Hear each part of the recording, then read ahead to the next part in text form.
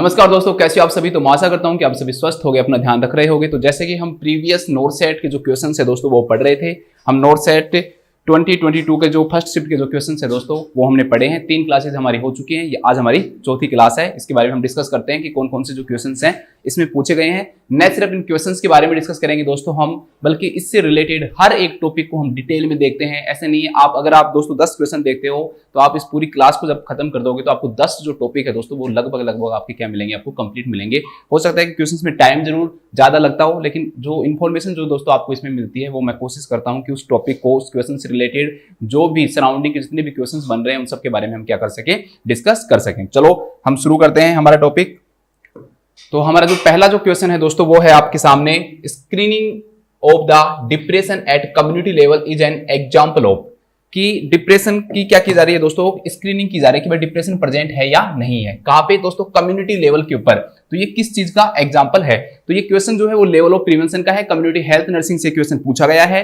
इसमें पूछ रहा है कि भाई कौन से प्रकार का ये प्रिवेंशन होगा अगर हम स्क्रीनिंग ऑफ डिप्रेशन कर रहे हैं। प्रीमोडियल प्रिवेंशन होगा, टर्सरी होगा, प्राइमरी होगा या सेकेंडरी प्रिवेंशन होगा। चलो हम बात करते हैं लेवल ऑफ प्रिवेंशन के बारे में। लेवल ऑफ प्रिवेंशन दोस्तों, लेवल ऑफ प्रिवेंशन की अगर हम बात करेंगे, कोई भी जो डिजीज है उसको होना या होने के बाद उसको एडवांस स्टेज में जाने से रोकना, इसके लिए जो प्रिवेंशन किया जाता है उसे हम लेवल ऑफ प्रिवेंशन के नाम से जानते हैं। लेवल ऑफ प्रिवेंशन 4 प्रकार के होते हैं। पहला होता है दोस्तों primordial prevention, primordial prevention. Second जो होता है दोस्तों that is primary prevention, primary prevention. इसके बाद थर्ड आता है दोस्तों आपका सेकेंडरी प्रिवेंशन, सेकेंडरी प्रिवेंशन। और फोर्थ जो आता है दोस्तों आपका that is tertiary, tertiary prevention. तो primordial prevention, primary prevention, secondary prevention और टर्सरी प्रिवेंशन। चलो बात करते हैं सबसे पहले प्रीमोडियल प्रिवेंशन की। प्रीमोडियल प्रिवेंशन, सबसे पहली बात दोस्तों question based level of prevention. आपसे कोई पूछे कि सबसे बेस्ट लेवल ऑफ प्रिवेंशन क्या है या best level of prevention for communicable जो डिजीज है वो क्या है, तो इसका आंसर क्या होगा आपका प्रीमोडियल प्रिवेंशन होगा। अब प्रीमोडियल प्रिवेंशन होता क्या है दोस्तों, prevention of the risk factor of the disease, prevention of the risk factor of the disease. देखो इसको मैं समझाता हूं आपको क्या है कि एक तो दोस्तों डिजीज हो जाए, उसके रिस्क फैक्टर प्रेजेंट हो, ठीक है। डिजीज मान लो हुई नहीं है, उससे पहले उसके रिस्क फैक्टर प्रेजेंट हैं। जैसे कोई आदमी मान लो ओबेसिटी है, मोटा है, तो उसको क्या है दोस्तों हाइपरटेंशन का, ठीक है, मायोकार्डियल इन्फारेक्शन का, कोरोनरी आर्टरी डिजीज का, इन सब का क्या है उसको रिस्क है। लेकिन आपको क्या करना है दोस्तों, रिस्क फैक्टर को भी पैदा नहीं होने देना है। आपको किसी पेशेंट के अंदर ओबेसिटी आ गई तो मतलब उसके अंदर रिस्क फैक्टर क्या है, प्रेजेंट है। लेकिन आपको कोशिश करनी है कि उस पेशेंट के अंदर क्या नहीं आए दोस्तों, रिस्क फैक्टर भी नहीं आए। जैसे आप बच्चे हैं, स्कूल गोइंग जो बेबीज होते हैं, आपको उनको कोशिश करना है कि स्कूल गोइंग जो बेबीज है दोस्तों उनको आप सिखाओ कि भाई स्मोकिंग नहीं करनी चाहिए। वो स्मोकिंग कर नहीं रहे हैं, लेकिन आप उसको पहले ही मतलब कि रिस्क फैक्टर को भी रोकना, किसी भी डिजीज के रिस्क फैक्टर को भी नहीं होने देना क्या कहलाता है दोस्तों, प्रीमोडियल प्रिवेंशन कहलाता है। तो ऐसा प्रिवेंशन जिसके अंदर हम क्या करते हैं, रिस्क फैक्टर को रोकते हैं। इसका एग्जांपल लिखो आप, teaching the school going children about cessation of smoking. मतलब आपको कोशिश करनी है कि बस पहले सिखा दो, क्यों स्मोकिंग करेंगे वो तो रिस्क फैक्टर प्रेजेंट हो जाएगा, और रिस्क फैक्टर प्रेजेंट हो गया तो फिर डिजीज होने के चांसेस बढ़ जाएंगे। तो हमें पहले ही बच्चों को शुरू से ही हम ऐसा सिखाएं कि भाई आपको स्मोकिंग नहीं करनी चाहिए, आपको एक्सरसाइज करनी चाहिए। एक्सरसाइज करेगा तो उसके अंदर वेट गेन नहीं होगा, वेट गेन नहीं होगा उसके अंदर ज्यादा, तो उसके अंदर जो डिजीजेज जो है दोस्तों, जैसे हाइपरटेंशन है, कोरोनरी आर्टरी डिजीज है, ये नहीं होगी। तो रिस्क फैक्टर को प्रिवेंट करना क्या कहलाता है, प्रीमोडियल प्रिवेंशन कहलाता है। इसके अंदर क्या क्या, जैसे दोस्तों आप बहुत सारे लोगों को एक साथ एजुकेशन दो, तो इसे हम बोलते हैं मास एजुकेशन। मास एजुकेशन इसके अंदर इंक्लूड होता है। एक सिंगल व्यक्ति को एजुकेशन दो, इस बारे में आप इंडिविजुअल हेल्थ से रिलेटेड नहीं हो लेकिन किसी से भी रिलेटेड आप क्या दे रहे हो दोस्तों, उसको एजुकेशन दे रहे हो कि भाई आपको स्मोकिंग नहीं करनी चाहिए। बचपन से आप लोगों को सिखा रहे हो, बच्चों को सिखा रहे हो कि आगे आप दारू नहीं पियो, अल्कोहल का कंजप्शन नहीं करो, आपको डिसऑर्डर होने के चांसेस ज्यादा होंगे। तो दोस्तों ये चीजें क्या कहलाती हैं, प्रीमोडियल प्रिवेंशन कहलाता है। इसके बाद दोस्तों आता है primary prevention. Primary prevention, primary prevention में क्या है, वहां पर क्या होते दोस्तों, ध्यान रखना रिस्क फैक्टर एब्सेंट थे, रिस्क फैक्टर को अपने प्रेजेंट ही नहीं होने दिया, उससे पहले ही रोकने की क्या कर रहे हैं, कोशिश कर रहे हैं। तो यहां पर जो रिस्क फैक्टर थे वो क्या थे, एब्सेंट थे। यहां पर प्राइमरी प्रिवेंशन के अंदर क्या होगा दोस्तों, रिस्क फैक्टर क्या हो गए, प्रेजेंट हो गए। रिस्क फैक्टर क्या हो गए दोस्तों, प्रेजेंट हो गए। लेकिन हम क्या कोशिश करेंगे कि उस पेशेंट को क्या न हो, डिजीज न हो। तो हम प्रिवेंशन कहां कर रहे हैं, प्री पैथोजेनेसिस स्टेज में कर रहे हैं, मतलब डिजीज के होने से पहले। तो प्रिवेंशन इन प्री पैथोजेनेसिस स्टेज, ये क्वेश्चन बनता है इसके अंदर, ठीक है। लेवल ऑफ प्रिवेंशन में क्वेश्चन आता है कि प्रिवेंशन इन प्री पैथोजेनेसिस स्टेज क्या कहलाता है। आंसर क्या होगा दोस्तों, प्राइमरी प्रिवेंशन कहलाएगा। कि रिस्क फैक्टर को रोकना है आपको। कैसे रिस्क फैक्टर को रोकना है, किसी भी पेशेंट को आप कोशिश करोगे कि भाई उसको अगर ओबेसिटी हो गई, ठीक है। अब ओबेसिटी को आप उससे पहले रोक रहे हो तो वो तो किसमें आ जाएगा, प्री मॉडल में। लेकिन अब वो ओबेसिटी हो गई, अब रिस्क फैक्टर यहां पर क्या हो गया दोस्तों, प्रेजेंट हो गया। लेकिन ओबेसिटी के कारण क्या हो सकता है दोस्तों, आपको कोरोनरी आर्टरी डिसऑर्डर हो सकता है। तो आप कोशिश करोगे कि ओबेसिटी वाले पेशेंट को क्या न हो, कोरोनरी आर्टरी डिसऑर्डर न हो। तो उसके लिए आप क्या करोगे, तो उसके लिए आप दो चीजें कर सकते हो आप, ठीक है। तो प्राइमरी प्रिवेंशन के अंदर दो चीजें की जा सकती हैं। एक तो किया जा सकता है दोस्तों हेल्थ प्रमोशन, और एक किया जा सकता है स्पेसिफिक प्रोटेक्शन, ठीक है। हेल्थ प्रमोशन मतलब अब रिस्क फैक्टर प्रेजेंट है, आपको कोशिश करना है कि भाई वो जो भी पेशेंट है जिसको हो रहा है उसको कोशिश करो हेल्थ के लिए प्रमोट करो उसको, कि भाई आप क्या करो, एक्सरसाइज करो। तो मतलब कि जो लाइफ स्टाइल है उसके अंदर मॉडिफिकेशन करो। लाइफ स्टाइल के अंदर वो क्या करेगा, मॉडिफिकेशन करेगा, दौड़ेगा, घूमेगा, ठीक है, फैटी डाइट कम लेगा। तो ये क्या हो गया, लाइफ स्टाइल मॉडिफिकेशन। या एनवायरमेंट का मॉडिफिकेशन करो, एनवायरमेंटल मॉडिफिकेशन। तो ये सब चीजें क्या कहलाती है दोस्तों, हेल्थ प्रमोशन कहलाती हैं। स्पेसिफिक प्रोटेक्शन का मतलब क्या है दोस्तों, आप उसको कुछ ऐसा ट्रीटमेंट दो जिससे क्या हो, नहीं हो उसको डिसऑर्डर नहीं हो, ऐसी चीजें उसको प्रोवाइड करो आप, ठीक है। लेकिन उसको डिजीज ही नहीं हो पाए, उससे रिलेटेड क्या कहलाते हैं दोस्तों, ऐसे प्रोटेक्शन क्या कहलाते हैं, स्पेसिफिक प्रोटेक्शन कहलाते हैं। जैसे मान लो कि हम जानते हैं कि मस्क्यूटो से मलेरिया हो रहा है, डेंगू हो रहा है, ठीक है। तो दोस्तों हम क्या कोशिश करेंगे कि उसको क्या प्रोवाइड करें, मस्क्यूटो नेट प्रोवाइड करें। तो मस्क्यूटो नेट क्या हो गया, मच्छरदानी जो हो गई वो क्या हो गई, स्पेसिफिक प्रोटेक्शन हो गई। रिस्क फैक्टर कौन है, रिस्क फैक्टर मच्छर है, मच्छर हमेशा प्रेजेंट है, मच्छर प्रेजेंट है, रिस्क फैक्टर क्या हो गया दोस्तों, प्रेजेंट हो गई। आप अगर उसको ये बता रहे हो कि भाई मच्छरदानी का यूज करना चाहिए, तो ये किसके अंदर इंक्लूड होगा, हेल्थ प्रमोशन में, क्योंकि आप उसको बता रहे हो कि यूज करना चाहिए। लेकिन अगर उसको प्रोवाइड करवा रहे हो आप, मस्क्यूटो नेट प्रोवाइड करा रहे हो दोस्तों, तो उसको क्या आपने क्या बताया, भाई मस्क्यूटो नेट क्या करना चाहिए, मस्क्यूटो नेट यूज कर रहे हो, उसको आपने मस्क्यूटो नेट दे दी। तो देने का मतलब क्या हुआ यहाँ पर दोस्तों, स्पेसिफिक प्रोटेक्शन हो गया कि भाई उसको क्या नहीं होगा दोस्तों, उससे मलेरिया नहीं होगा। रिस्क फैक्टर प्रेजेंट है, मलेरिया के मस्क्यूटोज जो है दोस्तों वो क्या है, प्रेजेंट है। इसके अलावा दोस्तों इम्यूनाइजेशन, ठीक है। इम्यूनाइजेशन के अंदर क्या है भाई, डिजीजेस तो एनवायरमेंट में है, लेकिन दोस्तों वो जो डिजीजेस है उसके लिए हमने क्या कर दिया, उसको पेशेंट को पहले क्या कर दिया दोस्तों, हमने इम्यूनाइज कर दिया। इसके अलावा कॉन्ट्रासेप्टिव्स का मेथड यूज करके मान लो सेक्सुअल इंटरकोर्स कर रहे हो, तो रिस्क फैक्टर प्रेजेंट है कि भाई उसको क्या हो सकती है, एसटीडी हो सकती है। लेकिन आप कॉन्डम का यूज कर रहे हो तो वो क्या हो जाएगा, स्पेसिफिक प्रोटेक्शन प्रोवाइड कर रहे हो आप उसको, ठीक है। तो कॉन्ट्रासेप्टिव, कीमोप्रोफाइलैक्सिस एक एग्जांपल और होता है इसका। कोई भी डिजीज अगर होने वाली होती है उससे पहले कुछ हम हाइड्रोक्सीक्लोरोक्विन देने लग गए थे ना डेंगू के अंदर, तो वो पहले डिजीज हुई नहीं थी किसी के अंदर कोरोना, लेकिन कोरोना उस समय क्या था, रिस्क फैक्टर था कि प्रेजेंट हो सकती है, ठीक है। तो इसलिए हम क्या देते थे, सबको हाइड्रोक्सीक्लोरोक्विन बांट रहे थे, जितने भी हेल्थ वर्कर है उसको, तो वो क्या कहलाएगा, उसका कीमोप्रोफाइलैक्सिस कहलाता है। तो ये सब चीजें किसके अंदर आती हैं, स्पेसिफिक प्रोटेक्शन के अंदर आती हैं, ठीक है। इसके बाद आता है दोस्तों सेकेंडरी प्रिवेंशन। सेकेंडरी प्रिवेंशन का मतलब क्या होता है दोस्तों, कि जो डिजीज है ना, क्या तो वो प्रेजेंट है, ध्यान रखना दो चीजें याद रखना इसमें आप, डिजीज क्या तो क्या है दोस्तों, प्रेजेंट है, या फिर जो डिजीज प्रेजेंट है जो कि कौन सी स्टेज में, अर्ली स्टेज में है, अर्ली स्टेज के अंदर, या फिर डिजीज प्रेजेंट भी नहीं है तो डिजीज के होने के चांसेस मैक्सिमम है, मैक्सिमम चांसेस हैं, ठीक है। प्राइमरी में चांसेस मैक्सिमम नहीं है, चांसेस हैं लेकिन यहाँ पर बहुत ज्यादा चांसेस हैं, मैक्सिमम चांसेस हैं, ठीक है। जैसे आपको मान लो कफिंग है दोस्तों और 21 दिन से क्या हो रही है, आपको कफिंग हो रही है, ठीक है। तो आपको ट्यूबरकुलोसिस होने के क्या है, वहां पे मैक्सिमम चांसेस हैं आपको क्या हो सकती है दोस्तों, ट्यूबरकुलोसिस हो सकती है। तो वो किसके अंदर आएगा दोस्तों, आप उससे रिलेटेड जो भी चीजें हम करेंगे वो किसमें आएगा, सेकेंडरी प्रिवेंशन के अंदर आएगा। देखो मैक्सिमम चांसेस ऑफ डिजीज, कि डिजीज होने के जो चांसेस है ना दोस्तों वो क्या है, बहुत ज्यादा है। तो ये किसके अंदर आता है दोस्तों, सेकेंडरी प्रिवेंशन के अंदर आता है। तो इसको एक चीज से और एक क्वेश्चन और आता है कि इंटरवेंशन इन, या प्रिवेंशन लिख लो, चलो प्रिवेंशन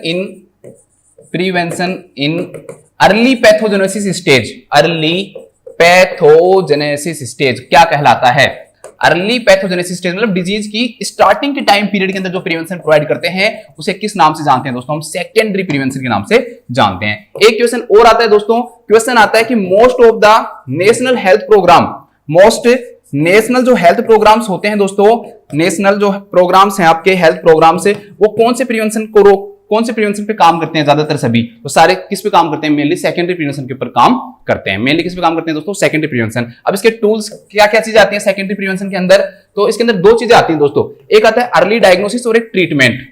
कि भाई डिजीज को है ना कोशिश करो जल्दी से जल्दी क्या करने की, डायग्नोस करने की। आप सेकेंडरी प्रिवेंशन में कोशिश ये करती हो कि जो डिजीज है ना दोस्तों उसके कारण पेशेंट को क्या न हो, पेशेंट ज्यादा उस फेज में नहीं जाए कि पेशेंट बिल्कुल डिसेबल हो जाए, उसके अंदर डिजीज एडवांस फेज में चली जाए, उसको हमें रोकना होता है। इसलिए हम क्या प्रोवाइड करते हैं, अर्ली डायग्नोसिस और ट्रीटमेंट प्रोवाइड करते हैं। ये दोनों चीजें आती है। कोई भी डिसऑर्डर का ट्रीटमेंट आप लिख रहे हो तो क्या आएगा दोस्तों, वो सेकेंडरी प्रिवेंशन आएगा। लेकिन उस डिजीज का कोई भी टेस्ट लिख रहे हो आप, ध्यान रखना कोई भी टेस्ट है, कोई भी स्क्रीनिंग है, बहुत सिंपल है, इससे रिलेटेड क्वेश्चंस पूछे जाते हैं बार बार, याद रखना, कुछ नहीं याद रखना। कोई भी टेस्ट दे, कोई भी स्क्रीनिंग दे दोस्तों, चाहे वो आपको बीपी चेक करवा रहा हो, बीपी टेस्ट करवा रहा हो, चाहे वो आपको शुगर टेस्ट करवा रहा हो, या चाहे वो आपका एक्सरे करवा रहा हो, या चाहे वो आपको ब्लड टेस्ट करवा रहा हो, ठीक है, कोई भी टेस्ट आपसे दोस्तों अगर वो दे रखा है तो सारे के सारे जो टेस्ट है दोस्तों वो किसके अंदर आते हैं, आपके अर्ली डायग्नोसिस के अंदर आते हैं। ठीक है, किसी भी डिजीज की स्क्रीनिंग जो है वो किसके अंदर आती है, अर्ली डायग्नोसिस के अंदर आती है, और उसका जो ट्रीटमेंट है, ठीक है, तो ये दोनों चीजें किसके अंदर इंक्लूड होगी दोस्तों, सेकेंडरी। इस क्वेश्चन में हमें स्क्रीनिंग पूछा कि डिप्रेशन का जो स्क्रीनिंग है वो किसके अंदर इंक्लूड होगा, तो मैंने कहा था कोई भी चीज आए, कोई किसी भी चीज का आपको टेस्ट पूछ रहा हो आपसे, ठीक है, चाहे बीपी का पूछ रहा हो, शुगर का पूछ रहा हो, मलेरियल पैरासाइट के लिए पूछ रहा हो, आपको डेंगू का टेस्ट पूछ रहा हो, कोई भी टेस्ट आएगा ना दोस्तों वो किसके अंदर आएगा, आपको अर्ली डायग्नोसिस के अंदर आएगा। ठीक है, क्यों, क्योंकि मान लो जैसे बीपी टेस्ट है तो उसको मतलब बीपी टेस्ट इसलिए करवाने गए ना, उसको मैक्सिमम चांसेस है होने के, डिजीज के होने के क्या है, वहां पर मैक्सिमम चांसेस हैं। ठीक है, अगर उसके अंदर सिम्टम आ रहे हैं तो मतलब मैक्सिमम चांसेस है, तभी आपने मलेरियल पैरासाइट की स्लाइड बनवाई है उससे, ठीक है, टेस्ट करवाया, रैपिड मलेरिया एंटीजन करवाया है, तो ये सब चीजें किसके अंदर आएंगी, अर्ली डायग्नोसिस के अंदर आएंगी। और उस डिजीज का कोई भी डिजीज लिख दो, उसका ट्रीटमेंट लिख दो, डायरेक्टली मलेरिया ट्रीटमेंट, किसी भी डिजीज का ट्रीटमेंट, तो वो किसके अंदर आएगा दोस्तों, आपका ट्रीटमेंट, और ये सब सेकेंडरी प्रिवेंशन के अंदर आएंगे। तो इस क्वेश्चन में यही पूछा था कि आप डिप्रेशन का क्या कर रहे हो, स्क्रीनिंग कर रहे हो, तो किसके अंदर इंक्लूड होगा, तो किसके अंदर इंक्लूड होगा, सेकेंडरी प्रिवेंशन के अंदर इंक्लूड होगा। इसके बाद लास्ट आता है टर्सरी। टर्सरी प्रिवेंशन के अंदर जो डिजीज है ना पहले से ही किसमें होगी, एडवांस स्टेज में होगी, disease is in advance stage. अब आप कोशिश करोगे भाई पेशेंट को डिजीज तो स्टेज में हो गई, लेकिन पेशेंट को आप कोशिश करोगे भाई डिजीज होने के बाद वो क्या हो, उस पेशेंट उस डिजीज के कारण डिसेबल नहीं हो, या हो भी तो उसकी भी क्या हो, एक लिमिट हो। तो डिसेबिलिटी लिमिटेशन, डिसेबिलिटी लिमिटेशन आए या रिहेबिलिटेशन आए, रिहेबिलिटेशन, ठीक है। तो एडवांस पैथोजेनेसिस स्टेज के अंदर प्रिवेंशन, एडवांस क्वेश्चन आएगा, एडवांस पैथोजेनेसिस स्टेज जो है उसके अंदर अगर आप प्रिवेंशन कर रहे हो तो उसे किस नाम से जानेंगे, हम टर्सरी के नाम से जानेंगे। तो डिसेबिलिटी लिमिटेशंस और रिहेबिलिटेशन ये सब किसके अंदर इंक्लूड होते हैं, आपके टर्सरी के अंदर। जैसे जैसे मान लो कोई पोलियोमाइलिटिस हो गया, चल नहीं पा रहा है, आप उसको ट्रेनिंग दे रहे हो आप, ठीक है, उसको क्या दे रहे हो, ट्रेनिंग दे रहे हो। इसके अलावा आप उसको क्या दे रहे हो दोस्तों, क्रैचेज दे रहे हो, क्या दे रहे हो आप उसको, क्रैचेज दे रहे हो, ठीक है, चलने के लिए। तो ये सब चीजें किसके अंदर इंक्लूड होगी दोस्तों, ये सब टर्सरी प्रिवेंशन के अंदर क्या होगी, इंक्लूड होगी। तो ये सब आपके क्या है, लेवल ऑफ प्रिवेंशन है। हमारा जो क्वेश्चन है उसके ऊपर हम वापस लौट के आते हैं। और भी ज्यादा आपको डिटेल में पढ़ना है तो यहाँ पर इस चैनल के ऊपर आपको प्लेलिस्ट मिलेगी, उस प्लेलिस्ट के अंदर आप जाके देखोगे 100 मोस्ट इंपोर्टेंट टॉपिक, उस 100 मोस्ट इंपोर्टेंट टॉपिक के अंदर आपको लेवल ऑफ प्रिवेंशन मिलेगा। मैंने बहुत अच्छे से डिटेल में आपको समझाया हुआ है। क्वेश्चंस में हमारे पास टाइम थोड़ा सा कम होता है, इसलिए हम उसके अकॉर्डिंग आपको पढ़ा सकते हैं। तो इसका आंसर क्या हो जाएगा दोस्तों, आपका सेकेंडरी प्रिवेंशन हो जाएगा। ठीक है, कोई भी डिजीज की जो स्क्रीनिंग है वो किसके अंदर इंक्लूड होगी, सेकेंडरी प्रिवेंशन के अंदर क्या होगी दोस्तों, इंक्लूड होगी। और कौन सा कंपोनेंट है वो, अर्ली डायग्नोसिस, अर्ली डायग्नोसिस। इसके बाद आते हैं हम नेक्स्ट क्वेश्चन पे। नेक्स्ट हमारे सामने क्वेश्चन है कि which of the following stool characteristics are the commonly seen in patients with cystic fibrosis. बहुत अच्छा क्वेश्चन है, ऐसे क्वेश्चंस देने चाहिए एग्जाम में। क्वेश्चन है दोस्तों कि एक पेशेंट है, उसके स्टूल कैरेक्टरिस्टिक्स है ना, वो कैसा है, इनमें से कौन सा है जो सिस्टिक फाइब्रोसिस डिसऑर्डर में दिखाई देता है। मतलब सीधा आपको ये बताना है कि जो स्टूल है सिस्टिक फाइब्रोसिस में कैसे दिखाई देता है, स्टेटोरिया दिखाई देता है, क्ले कलर स्टूल दिखाई देता है, डार्क कलर स्टूल दिखाई देता है, या फिर ब्लीडिंग जो स्टूल है दोस्तों वो दिखाई देता है, वो आपको बताना है। तो आपको सिस्टिक फाइब्रोसिस जो डिसऑर्डर है उसके बारे में पता होना चाहिए, और जितने भी स्टूल्स उनके बारे में पता होने चाहिए। मैं आपको एक साथ सारे स्टूल दिखा देता हूँ, जितने भी जो स्टूल आप पढ़ोगे दोस्तों सारे एक जगह आ जाएंगे। लगभग 8 7 या 10 के बराबर में आपको क्वेश्चन कराऊंगा, सारे के सारे क्वेश्चन से क्या होते हैं आपके सोल्व हो जाएंगे कि स्टूल के अंदर क्या क्या पूछे जाते हैं। ठीक है दोस्तों, तो क्वेश्चन आएगा दोस्तों पी सूप स्टूल, सारे इंपोर्टेंट है, ध्यान रखना, किसी न किसी एग्जाम में कोई ना कोई पूछा गया है। पी सूप स्टूल अगर आए दोस्तों तो इसका आंसर आप क्या करोगे, टाइफाइड करोगे, टाइफॉइड। टाइफाइड के अंदर कैसा स्टूल होता है, पी सूप जो स्टूल है दोस्तों वो देखने को मिलता है। ठीक है, फिर क्वेश्चन आता है rice water stool, rice water stool, चावल के पानी के जैसा स्टूल, किसके अंदर दिखाई देता है, कोलेरा के अंदर। ठीक है, किसके अंदर दिखाई देता है? कोलेरा के अंदर दिखाई देता है। ठीक है, इसके बाद आता है clay coloured stool. Clay coloured stool, तो क्ले कलर्ड स्टूल किस में दिखाई देता है भाई? क्ले कलर्ड स्टूल दिखाई देता है आपके ऑब्स्ट्रक्टिव जॉइंटिस के अंदर। किस में दिखाई देता है? ऑब्स्ट्रक्टिव जॉइंटिस के अंदर दिखाई देता है। ठीक है दोस्तों, क्वेश्चन आएगा कि ब्लड इन स्टूल, स्टूल के अंदर ब्लड, तो ब्लड इन स्टूल क्या कहलाता है दोस्तों? मेलेना, मेलेना में। ठीक है, मेलेना के अंदर दिखाई देता है। इसके बाद आता है दोस्तों स्टेटोरिया। अभी जो पढ़ रहे हैं हम, स्टेटोरिया का मतलब क्या है दोस्तों? Increased fatty content, increase fatty content in stool. Stool के अंदर अगर फैट की अमाउंट अगर दोस्तों ज्यादा हो जाता है ना, तो इसे हम किस नाम जानते हैं? स्टेटोरिया के नाम से जानते हैं। तो स्टेटोरिया किसके अंदर दिखाई देता है? एक तो दिखाई देता है दोस्तों सिस्टिक फाइब्रोसिस में, जो कि इस क्वेश्चन में पूछा है। इसके बारे में हम आगे डिस्कस करेंगे, सिस्टिक फाइब्रोसिस के बारे में आपको थोड़ा सा पढ़ा दूंगा। इसके अलावा दोस्तों माल एब्जॉर्प्शन ऑफ फैट, फैट का जो एब्जॉर्प्शन है वो सही तरह से नहीं हो पाए, तो माल एब्जॉर्प्शन ऑफ जो फैट है दोस्तों, वो भी क्या होता है? इसके अंदर दिखाई देता है। ठीक है, इसके अलावा दोस्तों क्वेश्चन आ सकता है रिबन शेप, रिबन शेप या फिर टूथपेस्ट शेप। टूथपेस्ट, टूथपेस्ट जो निकलती है ना, निकलने के बाद में ऐसा निकलता है ना टूथपेस्ट। ठीक है, तो वो जैसे टूथपेस्ट के अंदर से जो निकलती है पेस्ट, वो बता रहा है वो कैसे दिखाई देता है? रिबन शेप या किसके अंदर दिखाई देता है? तो हर स्प्रिंग डिजीज के अंदर दिखाई देता है, हर स्प्रिंग डिजीज। ये क्वेश्चन भी पूछा जा सकता है। ठीक है, एक पूछा जा सकता है दोस्तों red currant jelly. Red current जो जेली लाइक जो स्टूल है दोस्तों, वो किसके अंदर दिखाई देता है? तो रेड करंट जेली है वो किसके अंदर दिखाई देता है? आपका इनटू ससेप्शन। किसके अंदर दिखाई देता है दोस्तों? इनटू ससेप्शन के अंदर दिखाई देता है। इसके अलावा एक आ सकता है पेंसिल स्टूल। क्वेश्चन आ सकता है दोस्तों पेंसिल स्टूल, पेंसिल स्टूल। तो पेंसिल जो स्टूल है वो किसके अंदर आएगा आपका?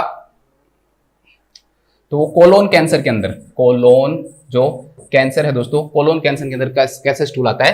पेंसिल स्टूल आता है। तो आपको मैंने कई सारे बता दिए एक साथ, तो आप इन सबको पढ़ सकते हो। और एक और लिख लो, ब्लैक टेरी हो, लिख लो ब्लैक टेरी। ठीक है, ब्लैक टेरी। तो इसोफेजियल वेरिसेस हो जाता है ना, इसोफेगस की जो वेन्स जो होती हैं वो डायलेट हो जाती हैं। ठीक है, तो उसके अंदर कैसा आता है? ब्लैक टेरी आता है। ठीक है, तो मैंने कई सारे आपको एक साथ ही लिखा दिए, एक साथ मिलते नहीं है आपको ये, लेकिन मैंने एक साथ सारे लिखा दिए ताकि आपको कहीं से भी क्वेश्चन पूछे वो, और आपके पास उसका क्या होना चाहिए दोस्तों? आंसर होना चाहिए। ठीक है, तो इस क्वेश्चन के अंदर सीधा सा आंसर हो गया। ये कैसा हो गया दोस्तों? स्टेटोरिया के अंदर दिखाई देता है। ठीक है, स्टेटोरिया के अंदर क्या? सिस्टिक फाइब्रोसिस के अंदर मैं बता देता हूं आपको कि सिस्टिक फाइब्रोसिस के अंदर कौन सा होता है दोस्तों? स्टेटोरिया होता है। चलो सिस्टिक फाइब्रोसिस की भी बात कर लेते हैं, कोई चीज छोड़ेंगे नहीं हम, तभी तो मैं कहता हूं एक क्वेश्चन में आपको 2 टॉपिक भी मिल सकते हैं, कम नहीं मिलेगा। सिस्टिक फाइब्रोसिस, सिस्टिक फाइब्रोसिस सबसे पहला क्वेश्चन, बहुत इंपॉर्टेंट क्वेश्चन है, ध्यान रखना, इंपॉर्टेंट लगा लेना, स्टार लगा लेना। ऑटोसोमल रिसेसिव डिसऑर्डर, आज का जो क्वेश्चन है ना दोस्तों, बहुत अच्छे क्वेश्चन आने लग गए हैं।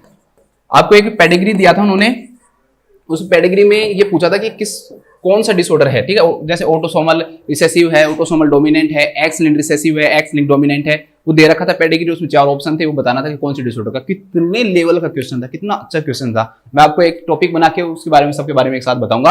अभी सिर्फ इतना याद रखो कि ये कैसा डिसऑर्डर है दोस्तों, ये ऑटोसोमल रिसेसिव डिसऑर्डर है। ठीक है, दूसरा दोस्तों कौन से क्रोमोसोम के ऊपर होता है ये?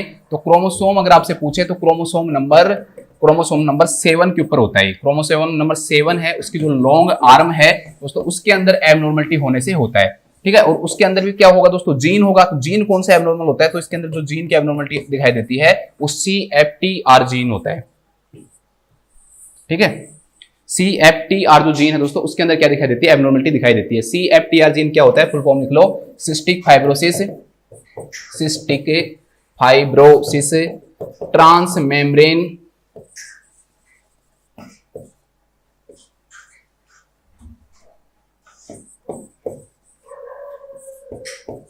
रेगुलेटर या regulation gene. Cystic fibrosis transmembrane regulator जो जीन है दोस्तों, वो इसके अंदर दिखाई देता है। ठीक है, इस जीन के अंदर क्या दिखाई देती है? एबनॉर्मलिटी दिखाई देती है। होता क्या है दोस्तों इसके अंदर?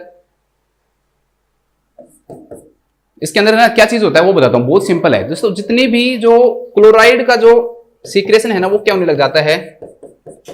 क्लोराइड का जो सीक्रेशन है दोस्तों, वो इंक्रीज हो जाता है, जिसके कारण क्या होगा कि जितने भी एक्सोक्राइन ग्लैंड की सीक्रेशन है ना, एक्सोक्राइन ग्लैंड के जो सीक्रेशंस हैं वो कैसे हो जाते हैं दोस्तों, थिक हो जाते हैं। क्या हो जाते हैं, थिक हो जाते हैं एंड विसिड, मतलब चिपचिपे हो जाते हैं। देखो सिंपल सा समझाता हूं आपको। जैसे आपकी रेस्पिरेटरी ट्रैक्ट है, उससे म्यूकस निकल रहा है, वो कैसा हो जाएगा दोस्तों, थिक हो जाएगा। पैनक्रियाज से पैनक्रियाटिक जूस निकल रहा है, वो कैसा हो जाएगा, थिक हो जाएगा। और कोई भी चीज अगर थिक होगी ना दोस्तों, तो ट्यूब के अंदर से उसको निकलने में क्या होगी दोस्तों, प्रॉब्लम होगी। ठीक है, कोई भी ट्यूब में से मान लो जा रहा है, रेस्पिरेटरी ट्रैक्ट है मान लो, वहां से म्यूकस का प्रोडक्शन हुआ, और जो म्यूकस का प्रोडक्शन है दोस्तों वो क्या हो गया, यहां से बाहर निकलना चाह रहा है, लेकिन वो क्या हो गया दोस्तों, थिक हो गया। अगर कोई भी चीज थिक हो जाएगी तो थिक होने के बाद दोस्तों उसको बाहर निकलने में क्या आएगी दोस्तों, प्रॉब्लम आ जाएगी, और वो ट्यूब को क्या कर देगी, क्लोग्ड कर देगी। क्लोग्ड हो गया तो मान लो रेस्पिरेटरी में हो गया तो रेस्पिरेटरी प्रॉब्लम्स आएंगी। ठीक है, इंटेस्टाइनल में होती है इंटेस्टाइनल प्रॉब्लम आएगी। तो ऐसी प्रॉब्लम्स क्या होती है दोस्तों, देखने को मिलती है। सिंपल सा बताना याद रखना कि एक्सोक्राइन ग्लैंड का जो सीक्रेशन होता है दोस्तों, वो क्या हो जाता है, थिक एंड विसिड हो जाता है। और ज्यादातर ये सभी एक्सोक्राइन जो ग्लैंड्स है दोस्तों, उनको क्या करती है, ये इफेक्ट करती है। लेकिन फिर भी कौन कौन से मेन ऑर्गन्स हैं दोस्तों जो इसके द्वारा इफेक्ट होते हैं, वो भी थोड़ा सा याद रख लेना। मेन ऑर्गन एक तो इसके अंदर दोस्तों जो पैनक्रियाज है ना, वो इफेक्ट होता है, पैनक्रियाज। ठीक है, एक इसके अंदर कौन सा इफेक्ट होता है दोस्तों, एक आपके जो लंग्स है ना, वो इफेक्ट होते हैं मेनली, या रेस्पिरेटरी सिस्टम ही लिख लो पूरा, रेस्पिरेटरी सिस्टम। रेस्पिरेटरी जो सिस्टम है दोस्तों वो इफेक्ट होता है। लीवर इफेक्ट होता है, लीवर। ठीक है, गैस्ट्रोइंटेस्टाइनल जो सिस्टम है, जीआई सिस्टम है दोस्तों, वो इफेक्ट होता है। ठीक है, और एक्सोक्राइन जितने भी हैं ज्यादातर वो सब तो इफेक्ट होते ही होते हैं। एक्सोक्राइन जो ग्लैंड्स हैं वो सारी क्या हो जाती है, इसके अंदर इफेक्ट हो जाती हैं। क्यों, क्योंकि इनके जो सीक्रेशंस हैं वो कैसे हो जाते हैं, थिक एंड विसिड हो जाते हैं, थिक एंड विसिड हो जाते हैं। तो ये आपको याद रखना है। क्या क्या सिम्टम्स दिखाई देंगे, जैसे देखो पैनक्रियाज के अंदर दिखाई देगा तो पैनक्रियाज की जो साइज है दोस्तों वो कम हो जाती है। पैनक्रियाज की जो साइज है दोस्तों वो क्या हो जाएगी, कम हो जाएगी। पैनक्रियाज जो एंजाइम्स हैं उनका सीक्रेशन कम हो जाएगा, जिसके कारण जो फैट है उसका डाइजेशन नहीं होगा, तो उसके कारण क्या दिखाई देगा आपको, स्टेटोरिया दिखाई देने लग जाएगा, स्टेटोरिया दिखाई देने लग जाएगा। रेस्पिरेटरी सिस्टम में अगर हम बात करें दोस्तों, तो म्यूकस बाहर नहीं निकलेगा, तो एक तो क्या होगा दोस्तों, कफ होगा। ठीक है, क्या होगा, कफ, बहुत ज्यादा कफिंग इसमें दिखाई देती है। ठीक है, कफिंग के अलावा पेशेंट को क्या होगा दोस्तों, नेजल स्टीफनेस होगी, नाक भरे रहेंगे, बाहर निकलेगा ही नहीं कुछ चीज, तो नेजल जो स्टीफनेस है दोस्तों वो भी देखने को मिलेगी। इसके अलावा ब्रोंकाइटिस देखने को मिलेगा, ब्रोंकाइटिस देखने को मिलेगा, ब्रोंकोलाइटिस देखने को मिलेगा। तो ये सारे डिसऑर्डर्स रेस्पिरेटरी क्या देखने को मिलेंगे। अगर हम लीवर की बात करें दोस्तों, तो लीवर के अंदर जो लीवर जो सिरोसिस की जो प्रॉब्लम है वो देखने को मिलेगी, लीवर जो सिरोसिस की प्रॉब्लम है वो। और जीआई की अगर हम बात करें तो माल एब्जॉर्प्शन देखने को मिलेगा। सीधी सी बात है दोस्तों, क्योंकि पैनक्रियाज जो है वो क्या करवाता है, सब चीजों का क्या करवाता है दोस्तों, एब्जॉर्प्शन में या डाइजेशन में मदद करता है। तो पैनक्रियाज काम ही नहीं कर रहा। ठीक है, जो जूसेज हैं वो बन नहीं पा रहे हैं, बाहर नहीं निकल पा रहे हैं सबसे, तो जीआई ट्रैक्ट के जो सिम्टम्स है दोस्तों वो भी क्या होंगे, दिखाई देने लग जाते हैं। ठीक है, एक बहुत इंपॉर्टेंट क्वेश्चन है दोस्तों, वो पूछा जाता है कि most common morbidity and mortality का रीजन क्या है। मोर्बिडिटी एंड मोर्टेलिटी जो है वो कौन से सिस्टम के कारण आती है, डेथ का और डिसऑर्डर को ज्यादा बढ़ने का जो रीजन है दोस्तों वो सबसे ज्यादा कौन सा होता है, पल्मोनरी सिस्टम होता है, रेस्पिरेटरी सिस्टम। क्योंकि रेस्पिरेटरी सिस्टम में कोई भी प्रॉब्लम होगी तो पेशेंट की फिर क्या हो जाती है दोस्तों, डेथ होने के जो चांसेस हो जाते हैं वो क्या हो जाते हैं दोस्तों, बहुत ज्यादा हो जाते हैं और बढ़ जाता है। ठीक है, एक क्वेश्चन दिखाई देता है कि सबसे पहला साइन क्या दिखाई देता है। अगर बच्चे के अंदर ये साइन होगा तो दोस्तों इसके अंदर क्या दिखाई देता है, तो मैकोनियम इलियस दिखाई देता है। क्या दिखाई देता है, मैकोनियम इलियस। क्यों होगा दोस्तों मैकोनियम इलियस का मतलब क्या होगा कि जो मैकोनियम है वो 48 घंटे के बाद भी क्या नहीं हो पाता दोस्तों, पास नहीं हो पाता है। ठीक है, बाहर नहीं निकल पाता है, तो इसे हम किस नाम से जानते हैं, मैकोनियम इलियस दिखाई देता है, जिसे हम फर्स्ट साइन के नाम से जानते हैं। और मोस्ट जो किस सिस्टम को अफेक्ट करता है जिसके कारण डेथ होने के चांसेस होते हैं दोस्तों, तो वो पल्मोनरी सिस्टम होता है। तो ये भी आपको याद रखना। एक क्वेश्चन इससे बहुत इंपॉर्टेंट क्वेश्चन बनता है सिस्टिक फाइब्रोसिस से, ध्यान रखना, कई बार पूछा गया है कि कौन सा टेस्ट किया जाता है दोस्तों, तो स्वेट क्लोराइड टेस्ट किया जाता है। कौन सा टेस्ट किया जाता है, sweat chloride test, sweat chloride test. ठीक है, स्वेट के अंदर क्लोराइड है उसकी टेस्टिंग की जाती है। अगर वो मोर देन 60 मिली इक्विवेलेंट होता है, कितनी बार, दो बार किया जाता है इस टेस्ट को, एक बार नहीं किया जाता, 2 बार किया जाता है दोस्तों। तो ये टेस्ट क्या माना जाएगा दोस्तों, इसके बाद पॉजिटिव माना जाएगा। ठीक है, इसके अलावा और कौन सा टेस्ट करवा सकते हैं दोस्तों, डीएनए टेस्टिंग भी करवा सकते हैं, लेकिन थोड़ा सा महंगा होता है इसलिए इसको कम करवाया जाता है, लेकिन ये कंफर्म टेस्ट कर देता है ये। ठीक है, ये भी आपको ध्यान रखना है। बस इतनी चीजें याद रख लिया आपने सिस्टिक फाइब्रोसिस में, तो आपका काम चल जाएगा। मेन क्वेश्चन ध्यान रखना, एक तो ऑटोसोमल जो रिसेसिव है वो याद रख लेना। ये जो 2-3 क्वेश्चन बताए ना, ये वाला क्वेश्चन बहुत इंपॉर्टेंट है कि कौन सा टेस्ट किया जाता है सिस्टिक फाइब्रोसिस के अंदर, तो स्वेट क्लोराइड जो टेस्ट है दोस्तों वो किया जाता है। ठीक है, एक स्टेटोरिया वाला क्वेश्चन पूछ ही लिया, एक सीधा क्वेश्चन पूछ लेगा कि क्या होता है, तो सिर्फ ध्यान रखना, एक लाइन के अंदर आ गया तो सीधा आपको बताना कि एक्सोक्राइन जो सीक्रेशन है वो क्या हो जाते हैं दोस्तों, थिक हो जाते हैं। तो ऐसे आपके हो गए अब 2 क्वेश्चन। इसके बाद हम देखते हैं नेक्स्ट क्वेश्चन।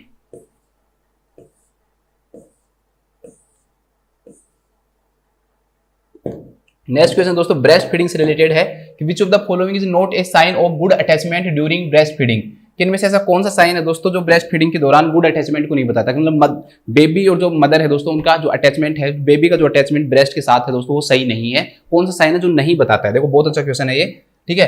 ब्रेस्ट फीडिंग के बारे में आपको पूरी तरह अगर डिटेल में पढ़ना है दोस्तों तो उसकी भी आपको वीडियो क्लास मिल जाएगी, ठीक है, जो 100 मोस्ट इंपोर्टेंट टॉपिक है वहां पर आप जाके इसको पढ़ सकते हो। तो इसमें दे रखा है the infants chin is touching the breast और वेरी क्लोज, ठीक है दोस्तों, ये साइन है। The infants mouth is wide open, ये भी साइन है। The lower lip is turn inward, ये गलत है, ठीक है, आउटवर्ड होनी चाहिए। Majority of the areola inside the babies mouth, ये भी बिल्कुल सही है। चलो बात ही करते हैं हम ब्रेस्ट फीडिंग से रिलेटेड चीजें पढ़ाता हूं आपको, वो भी मेनली जो ब्रेस्ट फीडिंग है ना उसी से पढ़ाऊंगा, ब्रेस्ट मिल्क के बारे में इतना आपको नहीं बताऊंगा। सबसे पहले क्वेश्चन आते हैं पोजीशन ऑफ द मदर से रिलेटेड, पोजीशन ऑफ मदर क्या होनी चाहिए। तो दोस्तों ध्यान रखना इसके, जैसे अब की बार मान लो अटैचमेंट का पूछ लिया, अगली बार position of mother, position of baby, ठीक है, गुड सकलिंग हो रहा है या नहीं हो रहा है, तो इन सब के बारे में आपको पूछ सकता है। तो पोजीशन ऑफ मदर कैसी होनी चाहिए, ध्यान रखना, सिंपल सी बात है, एनी कंफर्टेबल पोजीशन, मदर किसी भी कंफर्टेबल पोजीशन में हो सकती है, ध्यान रखना, ठीक है, any comfortable position, but back should be supported, back of mother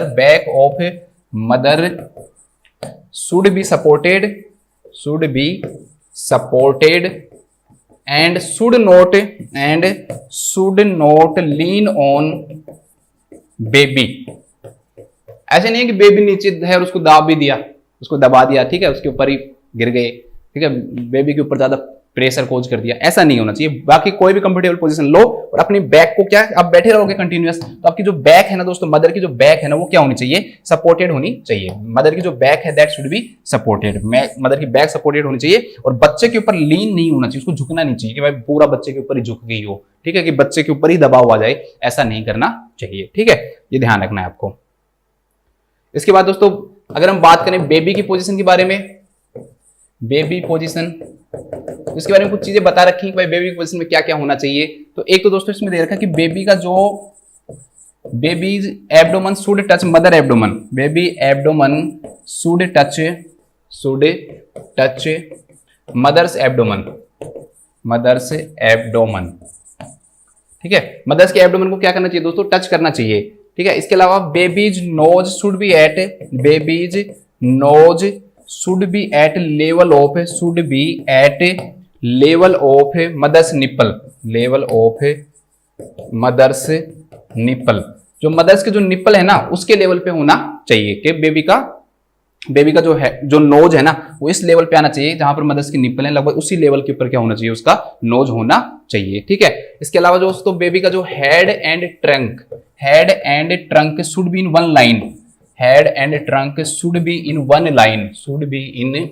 one line, एक लाइन में होने चाहिए। मतलब इसका मतलब क्या बताना चाह रहा है कि इसका सीधा मतलब ये बताना चाहिए कि नो नेक ट्विस्टिंग, मतलब ऐसे नहीं है कि बेबी का ये ट्रंक है, ये हेड है, बेबी ऐसे ब्रेस्ट फीडिंग कर रहा है या ऐसे ब्रेस्ट फीडिंग कर रहा है, बेबी का गर्दन ऐसे हो रखी है। नेक जो हेड है और जो ट्रंक है वो एक लेवल के ऊपर होने चाहिए, और नेक के अंदर क्या नहीं होनी चाहिए दोस्तों, ट्विस्टिंग नहीं होनी चाहिए कि आपने पूरी गर्दन मुड़ा दी, उधर से ऐसे ब्रेस्ट फीडिंग करवा रहे हो बच्चे को, तो ऐसा भी ब्रेस्ट फीडिंग मत करवाना कभी भी बच्चे को। तो ये भी आपको याद रखना है कि ट्विस्टिंग नहीं होनी चाहिए। अब क्वेश्चन आता है, नेक्स्ट आता है दोस्तों साइन ऑफ गुड अटैचमेंट। आपको कैसे पता लगेगा कि जो बच्चा है उसका अटैचमेंट क्या है, सही है, sign of good attachment. Sign of good attachment की बात करते हैं। देखो सबसे पहला ये बेबी का माउथ है दोस्तों, है ना, लिप्स है, ये लिप्स, ये रेड कलर की लिप्स बना दो, मैंने ग्रीन बना दिए, ये मेंढक थोड़ी है जो ग्रीन कलर के लिप्स होंगे इसके, ठीक है, वो भी बेबी तो हो सकता है, उसकी अलग सिस्टम है। लेकिन चलो सबसे पहला babies mouth should be wide open, babies, क्योंकि इस डायग्राम से आपको याद रह जाएगा, babies mouth should be wide open, मतलब बेबी का जो माउथ है ना दोस्तों खुला हुआ होना चाहिए, और वो भी कैसा होना चाहिए, पूरा खुला होना चाहिए, ठीक है, वाइड मतलब ज्यादा चौड़ा, वाइड ओपन होना चाहिए, ठीक है, पहला। दूसरा दोस्तों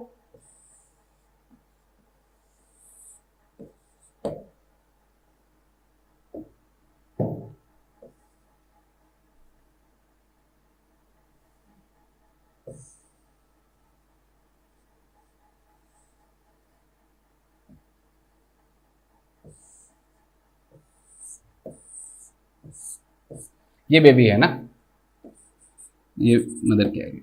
तो बेबी का जो माउथ है ना, उसके अंदर मदर का निप्पल और लगभग मोस्ट जो एरियोला है, ठीक है, ये एक ब्रेस्ट है, ये ब्रेस्ट का ये निप्पल है, इसके चारों तरफ जो स्ट्रक्चर प्रेजेंट होती है उसे हम किस नाम जानते हैं, एरियोला के नाम से जानते हैं। तो ये बेबी के किस में होना चाहिए दोस्तों, माउथ में होना चाहिए, ठीक है, पूरा लगभग निप्पल और पूरा तो निप्पल और पूरा लगभग एरियोला।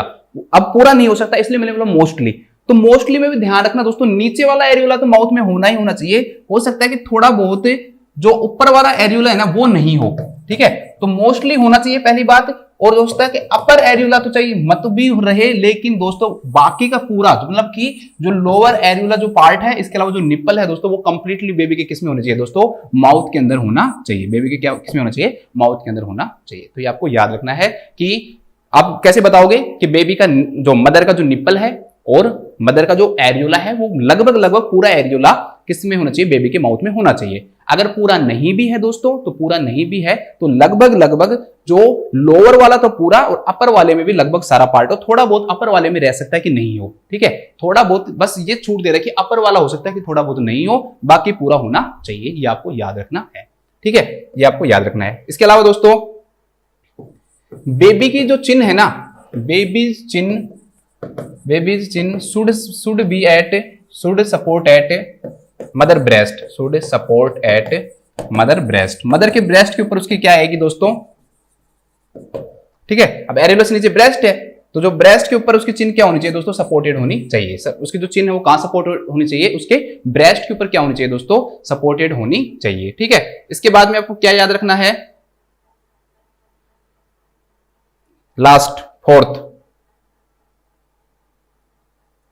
कि बेबीज के जो लोअर लिप हैं, बेबीज जो लोअर लिप है दोस्तों, लोअर लिप ये बाहर की तरफ लिखने होनी चाहिए, आउटवर्ड होनी चाहिए, इवर्टेड, इसको हम किस नाम जानते हैं, इवर्टेड होने चाहिए दोस्तों, ठीक है, ऐसे नहीं कि अंदर की तरफ हो, बाहर की तरफ होनी चाहिए, इवर्टेड होने चाहिए, जिससे कि क्या हो, अच्छी तरह से क्या होगी दोस्तों, ब्रेस्ट फीडिंग होगी। तो ये 4 साइन हैं दोस्तों गुड अटैचमेंट के। अब देखो इस क्वेश्चन पे पढ़ाता हूं, फिर एक चीज और बता दूंगा आपको लास्ट।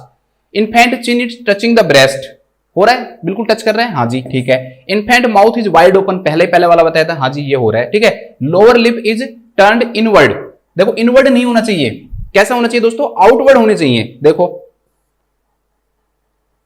आउटवर्ड या इवर्टेड होने चाहिए, ठीक है, इनवर्ड नहीं होने चाहिए, लोअर लिप इवर्टेड होने चाहिए दोस्तों, ध्यान रखना। और लास्ट के दे रखा है majority of the areola should be inside mother sorry babies mouth, तो पूरा जो एरियोला है लगभग लगभग किसके अंदर होना चाहिए, बेबी के माउथ के अंदर होना चाहिए। मेजॉरिटी का मतलब ये हो गया कि थोड़ा बहुत पार्ट तो हो सकता है कि बाहर हो, लेकिन लगभग लगभग पूरा होना चाहिए, ठीक है। एक क्वेश्चन और बन सकता है इससे, वो और लिख लो बस, फिर इसको खत्म करेंगे हम। एक क्वेश्चन आ सकता है दोस्तों कि आपको कैसे पता चलेगा कि बेबी की जो सकिंग है ना वो एफिशिएंट है, ठीक है। तो एक तो दोस्तों बेबी एक साउंड प्रोड्यूस करता है सकिंग के दौरान, उसको बोलते हैं गल्पिंग साउंड, तो एक तो गल्पिंग साउंड प्रेजेंट होनी चाहिए, तो बच्चा सही तरह से क्या कर रहा है दोस्तों, सक कर रहा है, ठीक है। इसका जो माउथ है ना वो फुल ऑफ मिल्क होना चाहिए, माउथ क्या होना चाहिए, फुल ऑफ मिल्क, पूरा दूध से भरा हुआ होना चाहिए, ठीक है। और उसकी जो थ्रोट या नेक की जो throat bone and muscles, throat bone and muscles के जो मूवमेंट्स है ना, एंड मसल्स मूवमेंट दिखाई देते हैं। जब वो दूध को अंदर लेके जाएगा दोस्तों, स्वेलो करेगा, तो उस समय यहाँ पर क्या दिखाई देगा, मूवमेंट दिखाई देगा कि वो अंदर लेके जा रहा है, और उस मूवमेंट के साथ ही एक साउंड भी प्रेजेंट होती है, उसे हम किस नाम जानते हैं, गल्पिंग साउंड के नाम जानते हैं। और ऐसा लगना चाहिए कि बच्चे का जो माउथ है ना दोस्तों वो दूध से क्या है, भरा हुआ है। तो आप ऐसे मत सोचा करो भाई इस क्वेश्चन को कर लिया तो सब कुछ कर लिया, उससे रिलेटेड सारी इंफॉर्मेशन, हो सकता है कि अब की बार क्वेश्चन वो सकिंग से रिलेटेड पूछे कि कैसे पता चलेगा कि वो बच्चा अच्छे से सक कर रहा है नहीं कर रहा, या फिर पोजीशन से रिलेटेड पूछ ले कि भाई मदर की क्या पोजीशन होनी चाहिए, बेबी की क्या पोजीशन होनी चाहिए। तो ये सारी चीजें आपको पता होनी चाहिए, उससे रिलेटेड है ना, सब कुछ घुमा दिया करो आप अपने आप को कि भाई कैसा क्वेश्चन पूछ सकता है। अब इसके अलावा ब्रेस्ट मिल्क से रिलेटेड जो भी पूछना है, जो भी पढ़ना है आपको, 100 मोस्ट इंपोर्टेंट टॉपिक। इसके बाद हमारे सामने नेक्स्ट जो क्वेश्चन है दोस्तों वो है विच of the following suture is non absorbable suture, कि इनमें से कौन सा ऐसा सूचर है दोस्तों जो नॉन एब्जॉर्बल है, मतलब कि जो एब्जॉर्ब नहीं होता है। तो इसमें दे रखा है पॉलीग्लैक्टिन, पॉलीप्रोपाइलिन, पॉलीग्लिकैप्रोन या मोनोक्रिल, और एक दे रखा है आपको कैटगट। चलो बात करते हैं हम सूचर्स की, बहुत इंपॉर्टेंट क्वेश्चन है, हर बार एग्जाम में एक ना एक क्वेश्चन सूचर से रिलेटेड पूछा जाता है और थोड़ा सा टफ बन जाता है, इसको सिंपल बनाते हैं। सूचर को अगर हम बात करें दोस्तों तो सूचर जो है वो 2 प्रकार के होते हैं, एक होता है एब्जॉर्बल, मतलब कि जो एब्जॉर्ब हो सकते हैं, और दूसरा दोस्तों नॉन एब्जॉर्बल, इनको लगाने के बाद जो एब्जॉर्ब नहीं होते हैं वो नॉन एब्जॉर्बल। अब अगर हम एब्जॉर्बल नॉन एब्जॉर्बल की बात करें दोस्तों, दोनों ही दो प्रकार के होते हैं। एक ऐसे होते हैं दोस्तों जो कि नेचुरल रूप से बनते हैं, और दूसरा लैब के अंदर बनाए जाते हैं जो मेनली सिंथेटिक होते हैं, ठीक है, बाहर से बनते हैं, सिंथेटिक। इसी प्रकार से नॉन एब्जॉर्बल के अंदर भी दो आएंगे, एक नेचुरल और एक आपका आएगा दोस्तों सिंथेटिक। सिंथेटिक अगर हम नेचुरल की बात करें तो नेचुरल के अंदर दो आते हैं, बस सिंपल से याद रखना है, catgut and chromic catgut. Catgut and chromic catgut. Synthetic की अगर अब यहां पर हम एब्जॉर्बर में बात करें दोस्तों, इसकी एक शॉर्ट ट्रिक बना रखी है मैंने, बहुत अच्छी शॉर्ट ट्रिक आप लोगों के लिए भी याद रखना, पोमोदेवी। पोमोदेवी। तो P4 होता है दोस्तों पॉलीडाइऑक्सानोन। पॉलीडाइऑक्सानोन, इसको हम PDS या PDT के नाम से भी जानते हैं, PDS। इसके बाद मो है, मो फॉर हो गया मोनोक्रिल। मो फॉर हो गया दोस्तों मोनोक्रिल। डी हो गया, DE का मतलब होता है दोस्तों डेक्सोन। डेक्सोन का केमिकल नेम होता है पॉलीग्लाइकोलिक एसिड। पॉलीग्लाइकोलिक एसिड। इसके बाद होता है विक्रिल, तो इसका होता है वाइक्रिल। वाइक्रिल, VI मतलब वाइक्रिल। वाइक्रिल। अगर हम बात करें दोस्तों मोनोक्रिल की, तो मोनोक्रिल का भी एक केमिकल नेम होता है, चलो मैं इधर लिख देता हूं एक बार आपके सामने ताकि अच्छे से दिखे, पोमोदेवी। देवी, ठीक है, ये है पॉलीडाइऑक्सानोन, ठीक है, पॉलीडाइऑक्सानोन। इसके बाद है आपका मोनोक्रिल। मोनोक्रिल। इसके बाद ये आपका आता है दोस्तों डेक्सोन, और VI4 होता है वाइक्रिल। वाइक्रिल। देखो तो इसका तो ये तो केमिकल नेम ही है, पॉलीडाइऑक्सानोन याद करने की जरूरत नहीं है। मोनोक्रिल। मोनोक्रिल का याद रखना, मोना, मोना ने पहन रखी है कैप, तो पॉलीग्लीकैपरोन, ठीक है, पॉलीग्लीकैपरोन, बस कैप याद रख लेना इससे। इसके बाद डेक्सोन। डेक्सोन का सिंपल है पॉलीग्लाइकोलिक एसिड। पॉलीग्लाइकोलिक एसिड। इसके बाद आता है दोस्तों वाइक्रिल, तो वाइक मतलब विक्की, विक्की करता है एक्टिन, तो पॉलीग्लैक्टिन। विक्की, विक्की करता है एक्टिंग, और कौन सी एक्टिंग करता है, पॉली एक्टिन, ठीक है, पॉली एक्टिन, कई सारी एक्टिंग करता है, तो पॉलीग्लैक्टिन है, सॉरी यार एक्टिन लिख दे, पॉलीग्लैक्टिन। पॉलीग्लैक्टिन। ये केमिकल नेम भी आपको याद होने चाहिए। तो पोमोदेवी दोस्तों ये क्या है, आपके एब्जॉर्बल है, और एब्जॉर्बल में कौन से आपके सिंथेटिक प्रकार के फ्यूचर हैं। इसके बाद अगर हम बात करें नॉन एब्जॉर्बल की, तो नेचुरल के अंदर दो आते हैं दोस्तों, एक आता है सिल्क और एक आता है लिनन। लिनन आजकल यूज नहीं करते हैं ना, पहले इसको जरूर यूज करते थे, आजकल जो लिनन है दोस्तों वो यूज नहीं किया जाता है। इसके बाद अगर हम बात करें दोस्तों सिंथेटिक की, तो सिंथेटिक के अंदर जो आपके आते हैं वो आते हैं आपके, तो इसका आप ऐसे रख लेना PEN, पेन से याद रख लेना, ठीक है, PEN।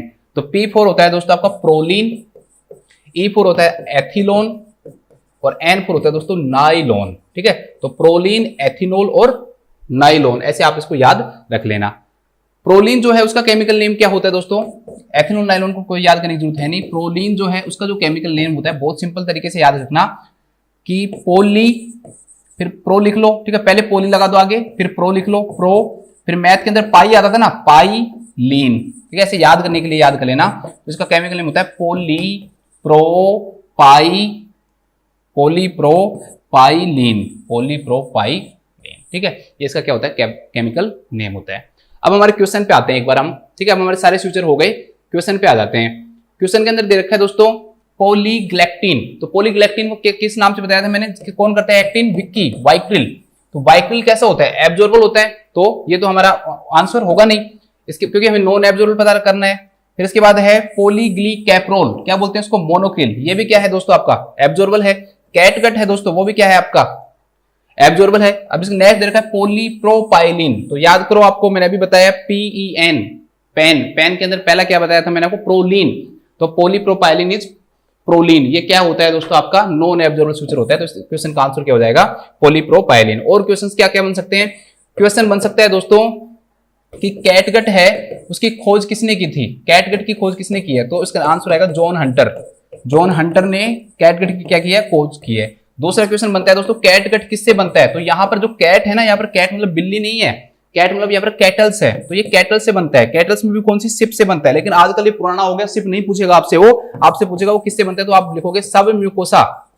सब म्यूकोसा ऑफ, इंटेस्टाइन नहीं आएगा, पूरा पार्ट पूछेगा कौन सा, इलियम ऑफ सिप, जो सिप की जो इलियम है दोस्तों उसके सब म्यूकोसा जो लेयर है उससे क्या बनता है आपका, कैटगट बनता है। क्वेश्चन आता है दोस्तों, आप कैटगट को बाहर निकालोगे तो आपको ऐसे दिखाई देगा, वाटरी सा गीला सा दिखाई देगा, तो उसके अंदर हम कुछ केमिकल मिलाते हैं जिसे हम प्रिजर्वेटिव के नाम से जानते हैं, जो कि उसको हैंडलिंग को, एक तो हैंडलिंग को इंक्रीज करता है और एक उसकी जो लाइफ है दोस्तों उसको क्या करता है, इंक्रीज करता है। तो इसे हम किस नाम जानते हैं, आइसोप्रोपिल एल्कोहल। तो कैटगट में पूछ सकता है कि कौन सा प्रिजर्वेटिव यूज करते हैं, तो इसका आंसर क्या हो जाएगा, isopropyl alcohol, isopropyl alcohol use करते हैं। ठीक है, क्या यूज करते हैं, आइसोप्रोपिल जो एल्कोहल है दोस्तों वो क्या करते हैं, इसके अंदर यूज करते हैं। ठीक है, ये अभी आपको याद रखना है।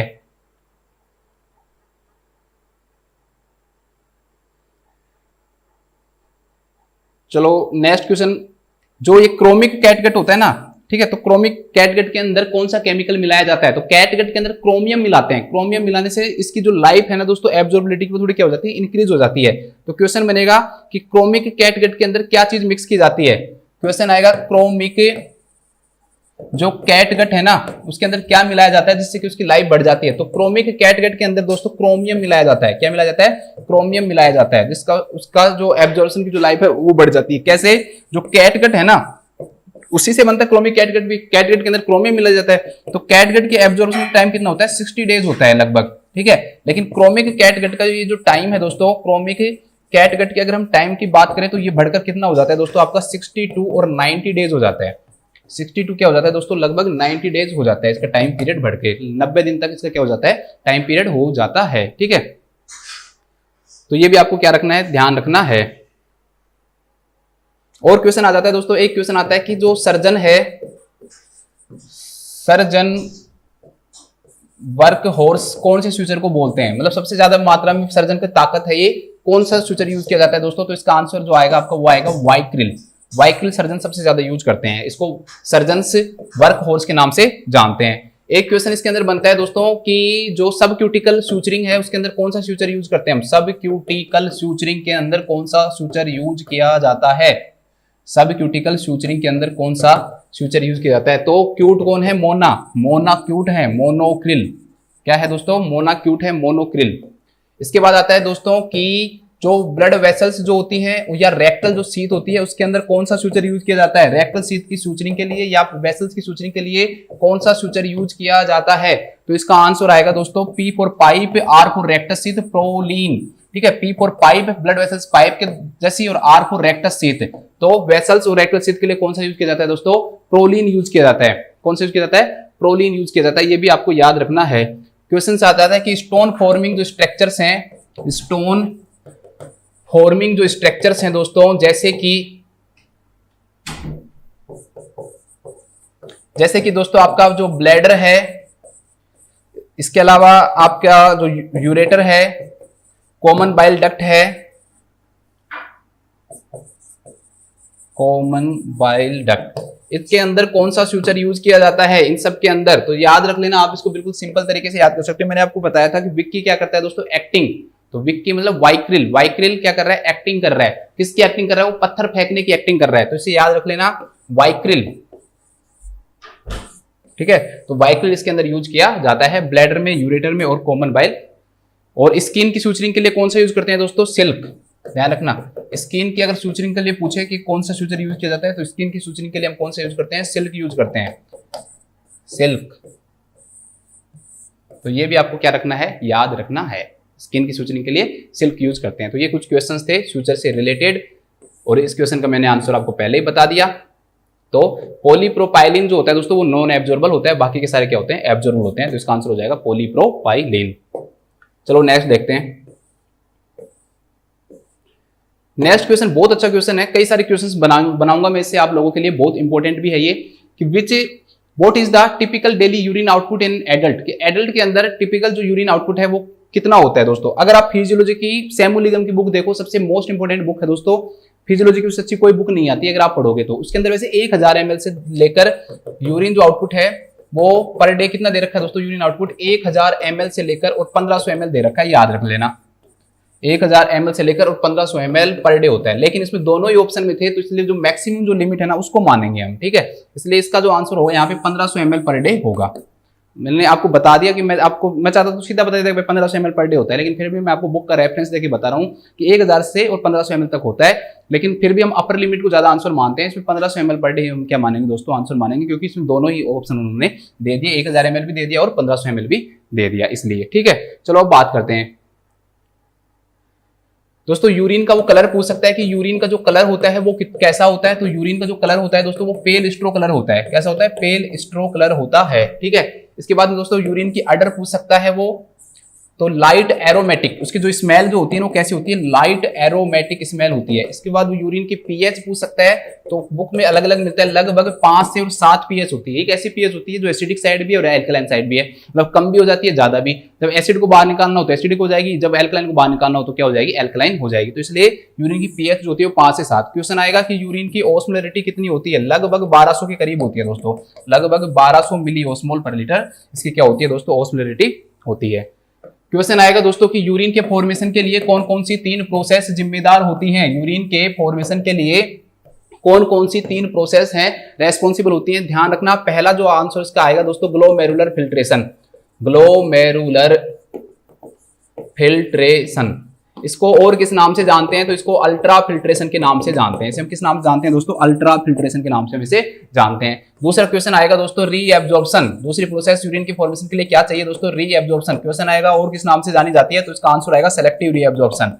सेलेक्टिव रीएब्जॉर्प्शन, सेलेक्टिव का मतलब किस चीज को रीएब्जॉर्ब करवाना है, किसको नहीं करवाना, ये चीज। अल्ट्रा का मतलब सारी चीजों को फिल्टर कर रहा है लगभग, ठीक है। इसके बाद में नेक्स्ट क्वेश्चन आता है दोस्तों सीक्रेशन। सीक्रेशन का मतलब क्या है वो भी सभी समझा दूंगा। ये सीक्रेशन को हम एक्सक्रेशन के नाम से भी जानते हैं, रीनल एक्सक्रेशन के नाम से भी हम इसे जानते हैं। चलो अभी प्रोसेस को सिंपल से वे में समझाता हूँ। आज तक आपने कई बार पढ़ा होगा, पढ़कर आप भूल जाते होगे, मैं बिल्कुल आपको सिंपल तरीके से इसको समझा देता हूँ।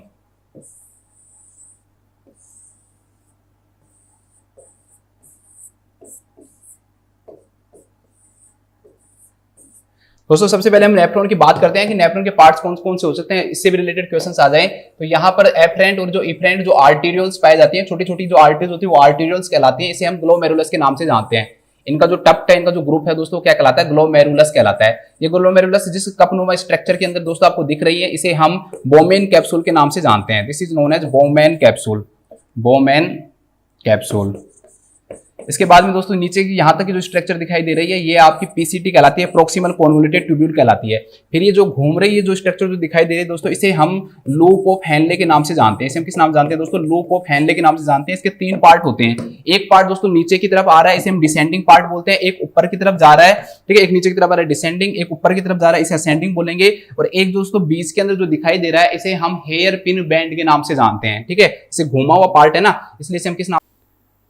इसके बाद दोस्तों ये हेयर पिन बैंड हो गया, और यहाँ पर ये जो स्ट्रक्चर ऊपर की तरफ जा रही है इसे हम किस नाम से जानते हैं? इसे हम डीसीटी के नाम से जानते हैं, डिजिटल कॉन्वोल्यूटेड ट्यूब्यूल के नाम से हम इसे जानते हैं। यहाँ पर ये जो स्ट्रक्चर बाहर सबसे लास्ट वाली जो स्ट्रक्चर दिखाई दे रही है पूरी की पूरी ये कलेक्टिंग डक्ट कहलाती है। क्या कहलाती है? आपकी कलेक्टिंग डक्ट कहलाती है दोस्तों। ये क्या होती है? अब मैं आपको प्रोसेस जो है वो समझाता हूँ। सबसे पहले क्या होगा दोस्तों कि जो भी कार्डियक आउटपुट है पूरा का पूरा यहाँ पे आएगा। यहाँ पर आके लगभग 99% चीजें क्या हो जाती हैं? फिल्टर हो जाती हैं। फिल्टर होने के बाद में दोस्तों क्या होती है कि सारी जो चीजें हैं वापस से क्या होने लग जाती है दोस्तों? रीअब्जॉर्ब हो जाती हैं। वापस से क्या हो जाती है? रीअब्जॉर्ब। रीअब्जॉर्ब का मतलब सिंपल सा समझो कि यहाँ पर जो भी नेफ्रॉन है ना उसके चारों तरफ ब्लड वेसल्स पाई जाती हैं। तो मतलब कि जो भी चीज एक बार नेफ्रॉन में से आने के बाद वापस ब्लड वेसल्स में चला गया तो इस प्रोसेस को हम किस नाम से जानते हैं दोस्तों? रीअब्जॉर्प्शन के नाम से जानते हैं। वो कहीं से भी हो सकता है, इसमें से कोई सी भी जो पार्ट है नेफ्रॉन का उसमें से हो सकता है। तो री मतलब दोबारा से क्या हो गया? एब्जॉर्ब हो गया। ब्लड में से ही आया था वापस ब्लड में ही चला गया, यहाँ पर ब्लड से आया था वापस ब्लड में चला गया। तो इस प्रोसेस को हम किस नाम से जानते हैं दोस्तों? रीअब्जॉर्प्शन के नाम से जानते हैं। तो रीअब्जॉर्प्शन का मतलब क्या हो गया? अगर आप सिंपल एक लाइन के अंदर रीअब्जॉर्प्शन लिखोगे तो सिंपल से क्या लिखोगे कि नेफ्रॉन के अंदर कोई चीज थी और वो वापस से किस में चली गई? ब्लड के अंदर चली गई। क्या कहलाएगा दोस्तों? रीअब्जॉर्प्शन कहलाएगा।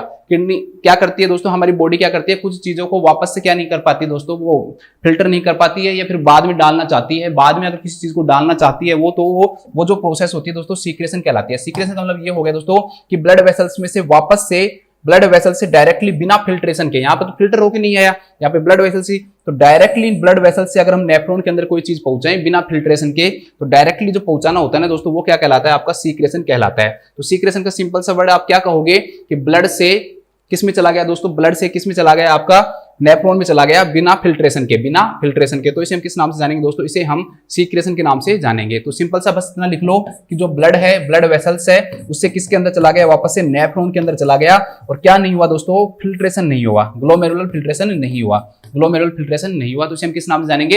एक्सक्रीशन के नाम से जानेंगे। देखो अब ये पूरी प्रोसेस इसलिए समझाना जरूरी था, अब जितने भी क्वेश्चन आएंगे ना इसी से रिलेटेड बनेंगे। कैसे क्वेश्चन आएगा? सबसे पहला ग्लोमेरुलर फिल्ट्रेशन, उससे रिलेटेड पढ़ते हैं। ग्लोमेरुलर फिल्ट्रेशन में 2-3 क्वेश्चंस बनते हैं, बताता हूं क्या क्या बनते हैं। सबसे पहला क्वेश्चन तो ये आएगा दोस्तों कि ग्लोमेरुलर फिल्ट्रेशन जो रेट है ना वो कितनी होती है। तो ग्लोमेरुलर फिल्ट्रेशन अगर हम रेट की बात करें तो ग्लोमेरुलर फिल्ट्रेशन जो रेट होती है ना दोस्तों वो लगभग 125 ml पर मिनट होती है। दूसरा क्वेश्चन दोस्तों इससे ये बनता है कि ग्लोमेरुलर फिल्ट्रेशन जो रेट है, ठीक है, क्वेश्चन लिख लो, ग्लोमेरुलर फिल्ट्रेशन रेट है अगर आप पर डे में निकालो तो कितनी आएगी? तो लगभग 180 लीटर पर डे आएगा। तीसरा क्वेश्चन ये आएगा दोस्तों, ये हर चीज को फिल्टर कर देता है, ऐसी कौन सी चीज है जिसको ग्लोमेरुलर जो फिल्ट्रेशन है उसके द्वारा फिल्टर नहीं होती है? तो इसका आंसर आएगा प्लाज्मा प्रोटीन। प्लाज्मा प्रोटीन इसके द्वारा क्या नहीं होती है दोस्तों? फिल्टर नहीं होती है। प्लाज्मा प्रोटीन इसके द्वारा क्या नहीं होती है? फिल्टर नहीं होती है। इसके बाद में दोस्तों नेक्स्ट क्वेश्चन एक न्यूट्रिशन से भी बनता है। न्यूट्रिशन के अंदर ये क्वेश्चन बनता है कि कौन सा ऐसा पॉलीसैकेराइड होता है, पॉलीसैकेराइड दैट इज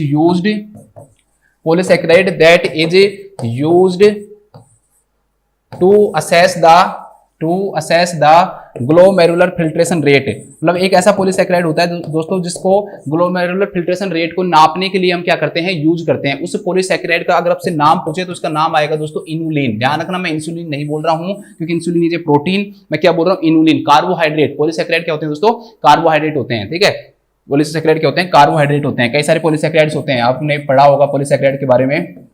जैसे आपका ग्लाइकोजन है, पॉलीसैकेराइड होता है, स्टार्च है, पॉलीसैकेराइड होता है, सेल्यूलोज है, पॉलीसैकेराइड होता है, हिपेरिन है, पॉलीसैकेराइड होता है, ठीक है। आपका इनलिन है, पॉलीसैकेराइड होता है, चीटीन है, पॉलीसैकेराइड होता है, कॉन्ड्रियोटिन सल्फेट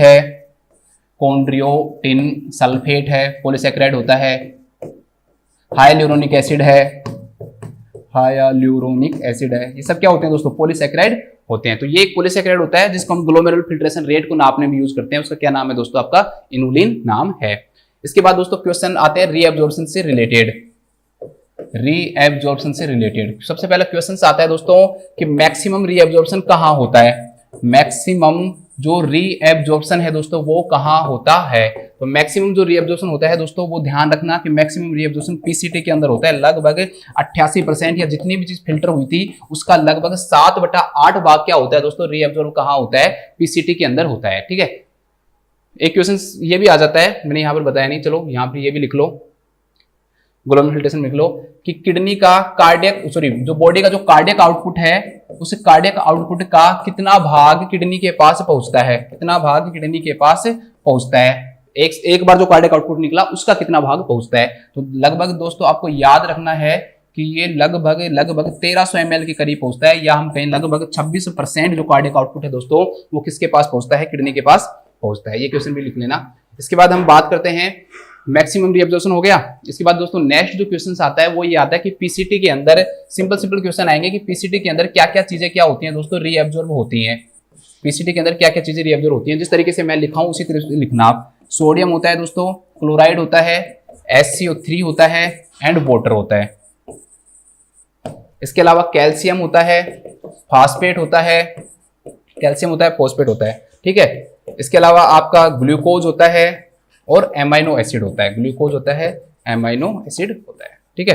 ग्लूकोज हो गया, आपका एमाइनो एसिड हो गया। तो इन सब चीजों को आपको याद रखना है। देखो पीसीटी से हो गया। इसके बाद नेक्स्ट क्वेश्चन आता है दोस्तों आपका कि लूप ऑफ हेनले से क्या चीजें रीएब्जॉर्ब होती हैं? लूप ऑफ हेनले से क्या चीजें रीएब्जॉर्ब होती हैं? बिल्कुल सिंपल है दोस्तों, मैंने आपको बताया था इसी तरीके से लिखना है, इसलिए तो बताया क्योंकि शुरू के दो ले लो, सोडियम और क्लोराइड। तो लूप ऑफ हेनले से क्या रीएब्जॉर्ब होता है दोस्तों? सोडियम एंड क्लोराइड जो है वो लूप ऑफ हेनले से रीएब्जॉर्ब होते हैं। इसके बाद में दोस्तों नेक्स्ट क्वेश्चन बनेगा डीसीटी से, कि डीसीटी से क्या क्या चीजें क्या होती हैं? रीएब्जॉर्ब होती है। मैंने कहा था कि याद करवा दूंगा, कोई टेंशन की बात है नहीं यहाँ पे। टेंशन इसलिए नहीं है क्योंकि अब सारे ये वाले लिख दो, सोडियम, क्लोराइड, SCO3 और वाटर। तो लो sodium, chloride, SCO3 and water. इसके बाद दोस्तों क्वेश्चन आएगा last, collecting duct. Collecting duct से क्या रीएब्जॉर्ब होता है? तो कलेक्टिंग डक्ट से रीएब्जॉर्ब याद करना भी वो सिंपल है। लास्ट में क्या है दोस्तों? वाटर आ रहा है, तो वाटर, ठीक है। इसमें वाटर ही आ रहा है ना, देखो ये सारे हम यहाँ से पढ़ रहे हैं, ये सारी चीजें हो रही है पीसीटी से, फिर इसके बाद ये लूप ऑफ हेनले से, ये डीसीटी से, और ये लास्ट का किसके हो गया आपका कलेक्टिंग डक्ट से हो गया। ठीक है, तो याद करना ज्यादा सिंपल, वो ज्यादा टफ नहीं रहा आपके लिए, है ना। इसके बाद में दोस्तों नेक्स्ट जो क्वेश्चन बनता है वो आते हैं आपके सीक्रेशन से रिलेटेड।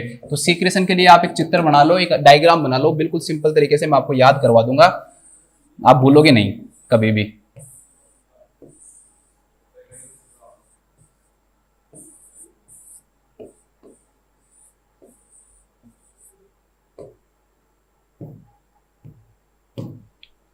एक तो दोस्तों यहाँ पे लिख लो हाइड्रोजन आयंस। जैसे आपने हाइड्रोजन आयन बना लिया तो इससे आपको क्या याद रहेगा हाइड्रोजन आयन के बनाने से, कि हाइड्रोजन आयन है ना इधर भी आएगा और इधर भी आएगा, मतलब सीक्रेशन का मतलब ब्लड में जाएगा ना, मैंने सॉरी ब्लड से किसके पास जाएगा, नेफ्रॉन के पास से जाएगा ना। मैंने आपको सीक्रेशन में यही बताया कि यहाँ पर ब्लड वेसल्स होती हैं, तो यहाँ पर ब्लड वेसल्स मान लो, उससे ये हाइड्रोजन आयन यहाँ पर क्या हो रहा है सीक्रेट हो रहा है। तो हाइड्रोजन आयन कहाँ कहाँ सीक्रेट होता है, तो दो जगह सीक्रेट होता है हाइड्रोजन आयन, एक तो किस में होता है पीसीटी के अंदर होता है, एक कहाँ होता है दोस्तों डीसीटी के अंदर होता है। एक क्वेश्चन आएगा कि अमोनिया का सीक्रेशन कहाँ होता है, तो अमोनिया का जो सीक्रेशन वो डायरेक्टली किस में लिख लो आप दोस्तों पीसीटी के अंदर लिख लो। एक क्वेश्चन आएगा यूरिया का, तो यूरिया का डायरेक्टली लिख लो लूप ऑफ हेनले के अंदर लिख लो। फिर इसके बाद में लास्ट जो आते हैं दोस्तों वो आपका आता है पोटेशियम। पोटेशियम तीन जगह आएगा, ध्यान रखना। पोटेशियम जो है दोस्तों वो तीन जगह पे होगा, आपका पीसीटी में भी सीक्रेशन होगा, डीसीटी में भी होगा, और आपका जो कलेक्टिंग डक्ट है दोस्तों वहां पर भी क्या होता है इसका सीक्रेशन होता है। तो सारे सीक्रेशन मैंने आपको बता दिए हैं। अमोनिया का पीसीटी के अंदर, हाइड्रोजन का पीसीटी डीसीटी के अंदर, यूरिया का लूप ऑफ हेनले के अंदर, पोटेशियम का पीसीटी डीसीटी, और आपकी जो कलेक्टिंग जो डक्ट है उसके अंदर क्या होता है दोस्तों सीक्रेशन होता है। इसके बाद दोस्तों कुछ क्वेश्चंस ऐसे आते हैं कि जैसे क्वेश्चन आता है कि भाई क्रिएटिनिन का जो नॉर्मल जो लेवल होता है दोस्तों वो कितना होता है, तो इसका नॉर्मल लेवल होता है दोस्तों 0.6 to 1.3। कुछ बुक्स में 0.6 to 1.2 भी मिल सकता है, कुछ में 0.5 to 1.5 भी मिल सकता है। तो इस अंदर आप सस्पेंस मत रखना, ये मत कहना कि सर आपने हमें नहीं बताया, mg/dl के करीब ये क्या होता है दोस्तों होता है। ठीक है, इसके बाद यूरिक एसिड का लेवल आता है, यूरिक एसिड का लेवल होता है 3 से 8 mg/dl, 3 से 8। ठीक है, इसके बाद आता है दोस्तों ब्लड यूरिया नाइट्रोजन, तो ब्लड यूरिया नाइट्रोजन का लगभग याद रख लेना 8 से 25। ठीक है, और इसके बाद में लास्ट आता है यूरिया, यूरिया का आएगा दोस्तों 25 से 40। ठीक है, तो ये भी आप चारों क्वेश्चन याद रख लेना कि इनके नॉर्मल जो लेवल है दोस्तों वो कितने कितने होते हैं। ठीक है, बहुत हो गया आपका, शायद इतनी इंफॉर्मेशन बहुत है।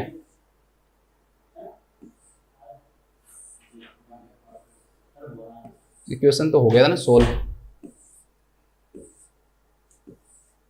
क्वेश्चन तो बिल्कुल सिंपल था। कितना होता है लेवल 1500 ml पर डे होता है।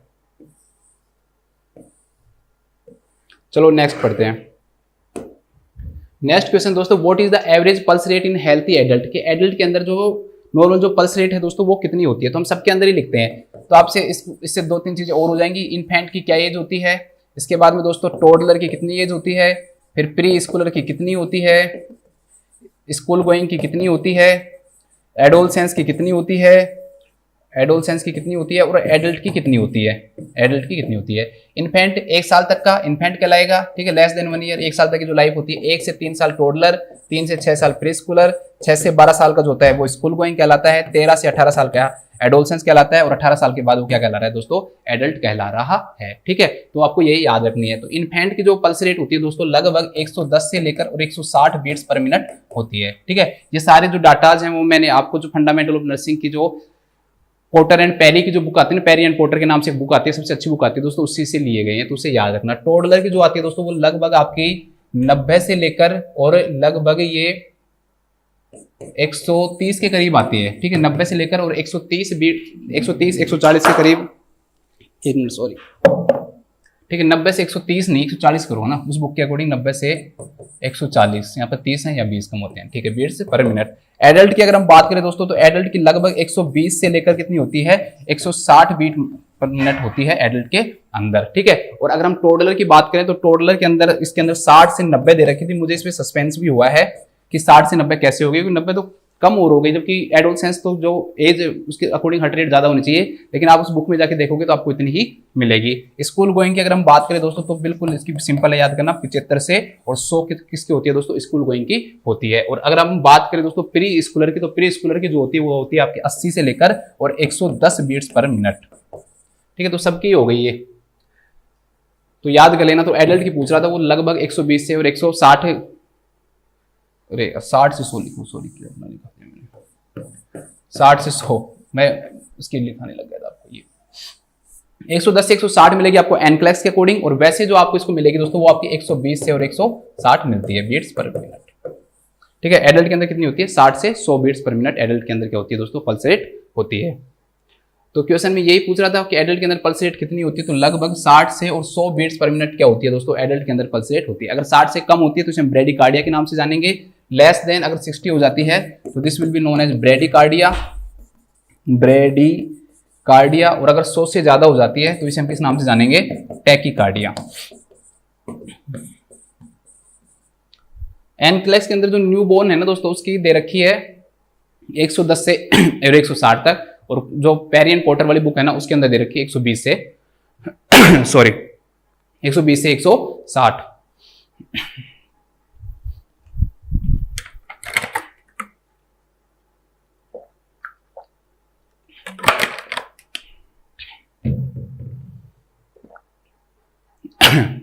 इसके बाद दोस्तों हम पल्स साइट की बात करते हैं कि कौन कौन सी पल्स साइट होती हैं।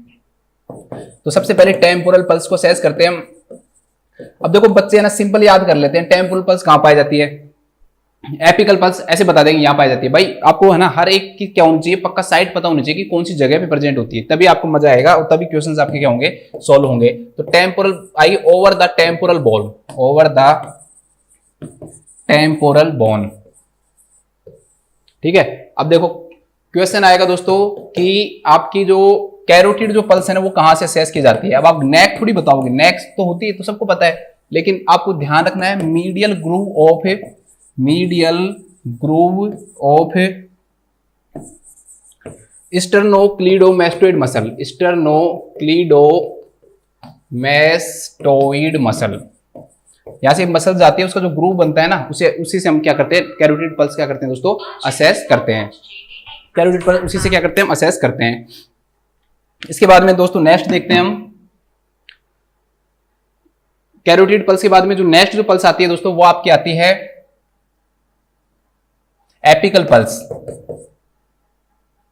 एपिकल पल्स, तो एपिकल पल्स दोस्तों ऐसे नहीं बताओगे सीधा भाई हार्ट के पास प्रेजेंट होती है, ऐसे थोड़ी बताओगे। एकदम क्वेश्चन पूछेगा कहां पर प्रेजेंट होती है, तो या आप लिखोगे इसमें fourth and fifth intercostal space, fourth and fifth intercostal space on left mid clavicular line, mid clavicular line over the mitral valve, over the mitral area.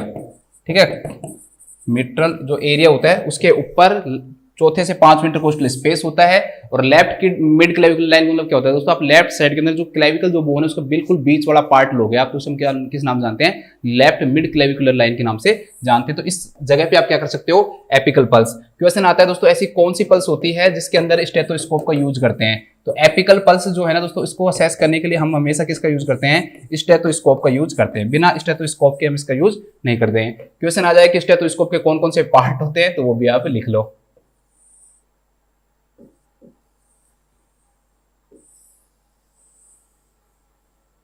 नहीं ज्यादा कोई कुछ भी चीज आए और आपको नहीं पता हो, ठीक है।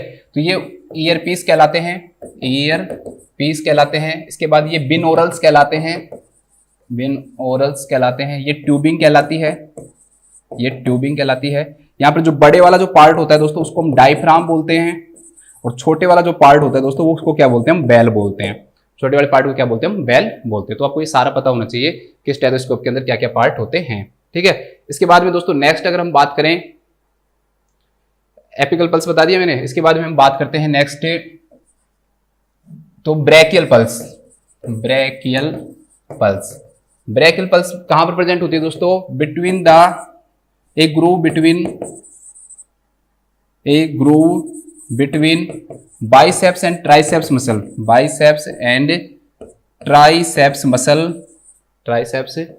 मसल इन एंटीक्यूबाइटल फोसा, इन एंटीक्यूबाइटल फोसा। तो आपको पक्का साइट पता होनी चाहिए, ठीक है। ये एंटीक्यूबाइटल फोसा है, यहाँ पर बाइसेप्स और ट्राइसेप्स जो मसल्स हैं उनके ग्रूव जाके मिलते हैं, तो उस जगह पे हम क्या करते हैं? असेस करते हैं। तो इसलिए इसे हम किस नाम से जानते हैं? ये बाइसेप्स और ट्राइसेप्स ग्रूव के बीच में एंटीरियर जो क्यूबाइटल जो फोसा है दोस्तों, एंटीक्यूबाइटल जो फोसा है, ये जो गड्ढा है यहाँ पे एंटीक्यूबाइटल फोसा, इसके अंदर क्या होते हैं दोस्तों? ये ब्रैकियल पल्स इस जगह पे क्या होती है? प्रेजेंट होती है। तो ये भी आपको पता होनी चाहिए। फिर दो पल्स एक साथ लिखो, रेडियल पल्स और अल्नर पल्स। रेडियल जो पल्स है दोस्तों, ये ध्यान रखना, रेडियल साइट या थंब साइट, ठीक है, थंब की जो साइड होती है ना, इस साइड जो होती है वो कौन सी होती है, रेडियल होती है, और इस साइड जो छोटी फिंगर, लिटिल फिंगर जो होती है, उसकी तरफ क्या होती है दोस्तों, आपकी अल्नर होती है। तो ये लिटिल फिंगर की तरफ होती है, मतलब इस तरफ असेस करते हैं, ऐसे असेस यहाँ करेंगे, मैं साइड बता रहा हूँ, कहीं आप सोचोगे फिंगर पे यहाँ असेस करेंगे, ठीक है, इस जगह पे असेस करेंगे। तो ये इधर रेडियल अंगूठे की तरफ, और इधर क्या करते हैं, अल्नर, ठीक है। फिर क्वेश्चन आता है कि मोस्ट कॉमन कौन सी पल्स है जो सबसे ज्यादा मोस्ट कॉमन असेस की जाती है, तो वो सबसे ज्यादा कौन सी असेस की जाती है दोस्तों, रेडियल जो पल्स है वो सबसे ज्यादा असेस की जाती है। तो रेडियल हो गया एक, आपकी अल्नर हो गई। इसके अलावा क्वेश्चन आता है दोस्तों फीमोरल का, फीमोरल पल्स।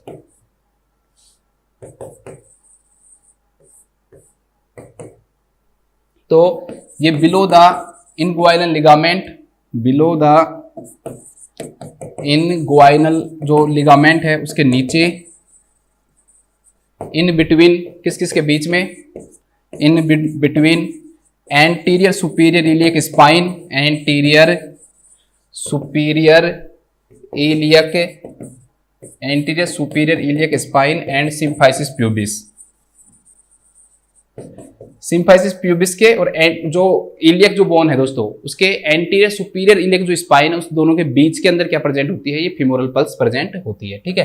फीमोरल पल्स जैसे मान लो इधर से इनग्वाइनल लिगामेंट जा रहा है और यहाँ पर वो बोन का इलियक पार्ट है और यहाँ पर सिम्फाइसिस प्यूबिस है, तो इन दोनों के बीच में प्रेजेंट होती है, ठीक है, इधर भी इधर भी। तो फीमोरल जो पल्स है below the inguinal ligament, inguinal के नीचे, in between anterior superior iliac spine के और सिम्फाइसिस जो प्यूबिस है उसके बीच में क्या होती है, प्रेजेंट होती है।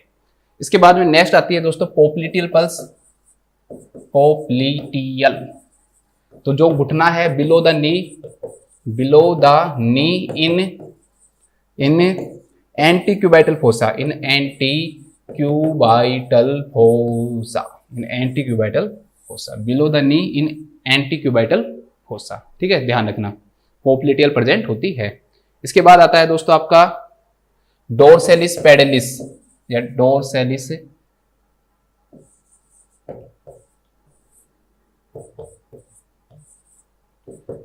एक होती है डोर्सेलिस पेडिस, एक होती है पोस्टीरियर टीबियल, दोनों ही लिख लो, पैर में प्रेजेंट होती है ये पोस्टीरियर टीबियल, ठीक है। तो below the ankle, below the ankle,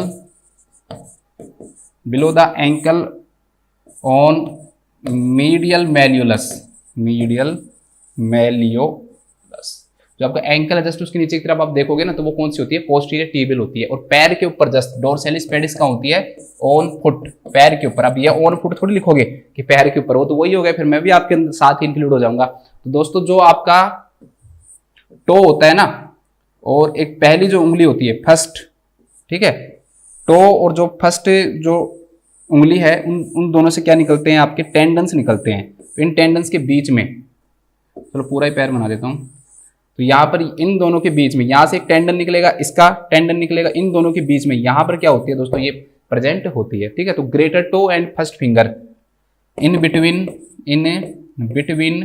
flexor tendon of, in between flexor tendon of great and first toe, great and first toe, पहला टो और जो बड़ा जो टो है, उन दोनों के जो टेंडन है, उन दोनों के जो टेंडन है, उन टेंडन के बीच के अंदर क्या प्रेजेंट होती है, आपकी डोर्सेलिस पेडिलिस या डोर्सेलिस पेडिस पल्स क्या होती है, प्रेजेंट होती है। तो ये सारी आपकी क्या हो गई दोस्तों, पल्स हो गई है। एक क्वेश्चन आता है दोस्तों कि पल्स प्रेशर किसे कहते हैं, और एक क्वेश्चन आता है पल्स डेफिसिट। पल्स प्रेशर और पल्स डेफिसिट दोनों पता होनी चाहिए आपको। तो पल्स डेफिसिट तो पल्स की मतलब कमी होना, तो पल्स की कमी बता रहा है, और यहाँ पर पल्स प्रेशर मतलब प्रेशर के बीच में क्या है, पल्स प्रेशर का मतलब प्रेशर आ रहा है, बस सिंपल से याद रखना।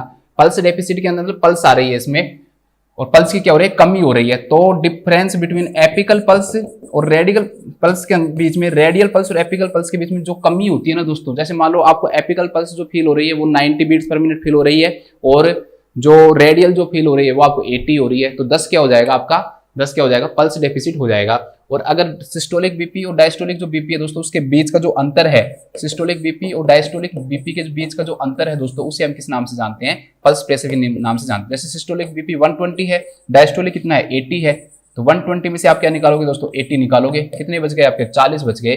तो 40 mm ऑफ Hg क्या हो जाएगा आपका, पल्स प्रेशर हो जाएगा। ठीक है, क्या हो जाएगा आपका पल्स प्रेशर हो जाएगा। एक होता है मीन आर्टीरियल प्रेशर, वो भी देख लो, क्वेश्चन पूछ सकता है मीन आर्टीरियल प्रेशर।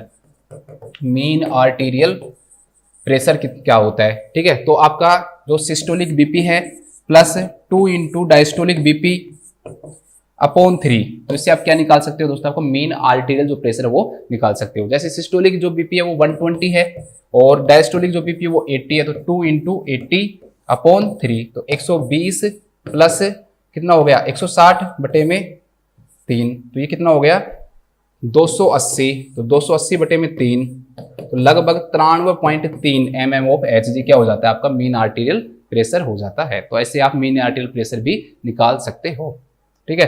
तो ये सारे बहुत सारे क्वेश्चंस हो गए, बस इतना तो बहुत है आपके लिए, थोड़ा सा इसका ध्यान रख लेना, ठीक है। देखो इसमें मैं आपको बस सिंपल सा तरीका बताना चाहता हूँ इन दोनों के जो डिफरेंस, एक्चुअली में आप कंफ्यूजन है वो इसलिए मैं बता रहा हूँ। न्यूबॉर्न अगर पूछे ना तो 110 से 160 कर लेना, ठीक है। और अगर आपको इन्फेंट ही पूछे कि भाई 1 साल पे कितनी हो जाती है, तो आप याद रख लेना 120 से 160, ऐसे याद कर लो आप, ये ज़्यादा बेटर तरीका रहेगा। इससे आपको एनक्लेक्स करने का जो डिफरेंस है ना वो भी नहीं रहेगा। तो न्यूबॉर्न पूछे तो इतना याद रख लेना, और अगर इन्फेंट पूछे तो आप इतना याद रख लेना, ठीक है। बस इसके बाद हम देखते हैं next question.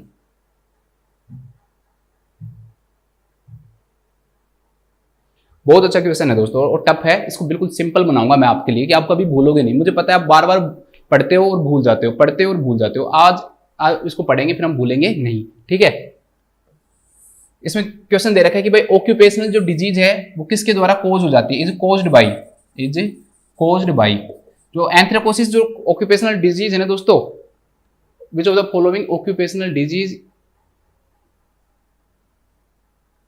which of the following disease is called anthracosis is caused by, ऐसे लिखो is caused by, ठीक है। मतलब एक डिजीज है एंथ्रेकोसिस जो कि ऑक्यूपेशनल डिजीज है। ऑक्यूपेशनल डिसऑर्डर का मीनिंग क्या होता है, ऑक्यूपेशनल डिसऑर्डर दोस्तों ऐसा डिसऑर्डर होता है जहां पर आपका वर्किंग प्लेस है, जहां पे आप काम करते हो, जहां पे आपका ऑक्यूपेशन है, उस ऑक्यूपेशन के कारण दोस्तों आपको डिसऑर्डर हो रहा है, तो उसे हम ऑक्यूपेशनल डिसऑर्डर के नाम से जानते हैं। ज्यादा टफ है नहीं, ठीक है, बस ये तो समझने की बात है नहीं। क्वेश्चन इसके ये बहुत ज्यादा टफ हो जाते हैं, हम भूल जाते हैं दोस्तों कौन सी डिसऑर्डर से क्या होता है, ये बहुत ज्यादा हमारे लिए क्या बन जाता है, टफ बन जाता है। तो इसको मैं आपको क्या करवाता हूँ, याद करवाता हूँ, ठीक है। एक दोस्तों बैग है, उस बैग के अंदर क्या भरे हुए हैं दोस्तों, शुगर केन भरे हुए हैं। उस बैग के अंदर क्या भरे हुए हैं दोस्तों, शुगर केन भरे हुए हैं, मतलब कि गन्ने भरे हुए हैं। तो भाई इसको हम किस नाम से जानेंगे, बैगैसोसिस। बैगैसोसिस, तो बैगैसोसिस किसके कारण होगा दोस्तों, शुगर केन के फाइबर के कारण होगा।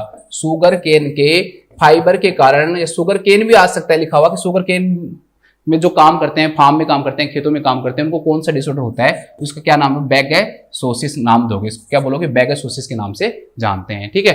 नेक्स्ट जो क्वेश्चन, तो एक ही बन गया क्वेश्चन। नेक्स्ट देखो, नेक्स्ट क्वेश्चन दोस्तों, एक ये आदमी है और ये आदमी क्या कर रहा है दोस्तों, ये एक लोहे की बॉक्स को खिसका रहा है, लोहे के बॉक्स को, आयरन के बॉक्स को क्या कर रहा है दोस्तों, साइड में कर रहा है। इसको किस में कर रहा है दोस्तों, साइड में कर रहा है। तो क्वेश्चन आएगा कि आयरन के कारण कौन सी डिसऑर्डर होता है, तो याद रखना साइडेसोसिस। साइडेसोसिस जो डिसऑर्डर है दोस्तों वो किसके कारण होता है, आयरन के कारण होता है, ठीक है। साइडेसोसिस जो डिसऑर्डर होता है वो किसके कारण होता है दोस्तों, साइडेसोसिस जो डिसऑर्डर होता है वो किसके कारण होता है, आपका आयरन के कारण होता है, ठीक है। साइडेरोसिस बोलते हैं, ठीक है। इसके बाद में नेक्स्ट क्वेश्चन पूछेगा दोस्तों, एक और बताता हूं आपको याद करके। ये एक बच्चा है, ये खेल रहा है, ठीक है, और यहां पर एक कॉटन उड़ा रहा है। ये क्या उड़ा रहा है दोस्तों, कॉटन, ये कॉटन है, ये क्या है दोस्तों, कॉटन। तो कॉटन को ये बाय बाय कर रहा है, कॉटन को क्या कर रहा है दोस्तों, बाय बाय कर रहा है। तो कॉटन को बाय बाय कर रहा है तो उसको क्या बोलोगे, बायसिनोसिस, बायसिनोसिस, ठीक है। इसे हम किस नाम जानेंगे, बायसिनोसिस के नाम से जानेंगे। तो बायसिनोसिस किसके कारण होता है दोस्तों, कॉटन के कारण होता है, ठीक है। साइडेरोसिस किसके कारण होता है दोस्तों, आयरन के कारण होता है, याद हो गया होगा आपको ऐसे। और बैगोसिस के कारण होता है दोस्तों, शुगर केन फाइबर के कारण होता है, ठीक है। अब तो सिंपल ही है। जैसे दोस्तों एक क्वेश्चन बनेगा कि एस्बेस्टोस के कारण क्या होता है, तो एस्बेस्टोस तो केमिकल होता है, तो एस्बेस्टोस के कारण एस्बेस्टोसिस होगा बस। टोबैको के कारण क्या होता है, तो टोबैको के कारण होता है दोस्तों टोबैकोसिस, टोबैकोसिस। ऐसे क्वेश्चन पूछेंगे नहीं लेकिन आपको पता होने चाहिए फिर भी। एक क्वेश्चन आता है दोस्तों, हे पार्टिकल्स या ग्रेन्स जो खेतों में काम करते हैं ना, ठीक है, जो फार्मर्स खेतों में काम करते हैं ना, उनको होता है। क्रॉप्स के जो भी पार्ट होते हैं वो उड़कर, ग्रेन्स के पार्ट उड़कर, तो ये कौन से डिसऑर्डर करते हैं दोस्तों? खेतों में कौन काम करता है? फार्मर्स। तो farmers lungs disease, farmers lung disease, farmers lungs disease होती है उसके कारण। ठीक है, अब बस एक ही याद करना है, जो क्वेश्चन पूछा है ना वही याद करना है आपको, बाकी का कोई याद नहीं करना। तो एंथ्रेकोसिस किसके कारण होता है दोस्तों? कोल के डस्ट, कोयले के कारण क्या होता है दोस्तों? आपका एंथ्राकोसिस होता है। ठीक है, एंथ्राकोसिस का मतलब कोल, CO, को मतलब कोल डस्ट, को मतलब कोल डस्ट के कारण होता है। सिलिका के डस्ट के कारण क्या होती है दोस्तों? सिलिकोसिस होती है। क्या होती है आपकी? सिलिकोसिस होती है। एस्बेस्टोस के कारण क्या होती है दोस्तों? एस्बेस्टोसिस होती है। कॉटन को क्या कर रहा है दोस्तों? वो बाई कर रहा था, बाइसिनोसिस होती है। कौन सी होती है? बाइसिनोसिस होती है। तो इस प्रकार से आप जितने भी ऑक्यूपेशनल डिसऑर्डर को क्या कर सकते हो? याद कर सकते हो। सारी मैंने आपको ट्रिक बता दी, टेक्निक बता दी, और कोई तरीका नहीं होता है इनको याद करने का, यही सबसे सिंपल तरीका होता है। इसके बाद नेक्स्ट क्वेश्चन देखते हैं कि which element is used for prevention of A pre eclampsia among pregnant woman. ठीक है, तो WHO की एक स्टडी हुई है दोस्तों, उसके अकॉर्डिंग ये माना जाता है कि कैल्शियम लेने वाली जो फीमेल्स जो होती है ना दोस्तों, उनके अंदर प्री एक्लेम्पसिया होने के जो चांसेस हो जाते हैं वो क्या होते हैं दोस्तों? कम होते हैं। ठीक है, कैल्शियम लेने वाली जो फीमेल्स होती हैं उनके अंदर प्री एक्लेम्पसिया होने के जो चांसेस होते हैं दोस्तों वो क्या होते हैं? कम होते हैं। चलो हम बात करते हैं हाइपरटेंशन से रिलेटेड डिसऑर्डर्स की, प्रेगनेंसी के अंदर भी और वैसे भी। हाइपरटेंशन, सिंपल बात सुनो, सिंपल कोई आपसे पूछे कि हाइपरटेंशन क्या होता है दोस्तों, तो हाइपरटेंशन आप क्या बताओगे? आप कहोगे दोस्तों कि किसी का भी बीपी अगर 140/90 mm ऑफ Hg से ज्यादा हो जाता है तो उसे हम किस नाम से जानेंगे दोस्तों? उसे हम हाइपरटेंशन के नाम से जानेंगे। ठीक है, फिर एक कहलाता है क्रोनिक हाइपरटेंशन, क्रोनिक हाइपरटेंशन। ठीक है, क्रोनिक हाइपरटेंशन का मतलब दोस्तों क्या होता है कि अगर प्रेगनेंसी के दौरान किसी फीमेल को हाइपरटेंशन के सिम्टम्स आना, मतलब हाइपरटेंशन डेवलप होना, या ऐसे मान लो, सिंपल तरीके से बताता हूं, ऐसे तो आप कंफ्यूज हो जाओगे। कोई भी पेशेंट दोस्तों प्री प्रेग्नेंट हाइपरटेंशन में है, प्री प्रेग्नेंट हाइपरटेंशन में है, मतलब प्रेगनेंसी से पहले भी उसको क्या रहता है दोस्तों? हाइपरटेंशन रहता है। तो प्रेगनेंसी के दौरान ये जो हाइपरटेंशन जो उसके डिसऑर्डर है वो क्या कहलाएगा? क्रोनिक हाइपरटेंशन कहलाएगा। ठीक है, देखो जेस्टेशनल जो हाइपरटेंशन होता है ना वो सिर्फ प्रेगनेंसी के इफेक्ट के कारण होता है, लेकिन यहां पर पहले से उसको क्या है दोस्तों? बीपी की प्रॉब्लम थी। ऐसे भी तो प्रेग्नेंट फीमेल होंगे ना, इनको पहले से बीपी की प्रॉब्लम होगी, लेकिन वो बीपी की प्रॉब्लम उसके प्रेगनेंसी के दौरान क्या कहलाएगी दोस्तों? क्रोनिक हाइपरटेंशन कहलाएगी। क्या कहलाएगी? क्रोनिक हाइपरटेंशन कहलाएगी। फिर आता है दोस्तों जेस्टेशनल हाइपरटेंशन, जेस्टेशनल हाइपरटेंशन।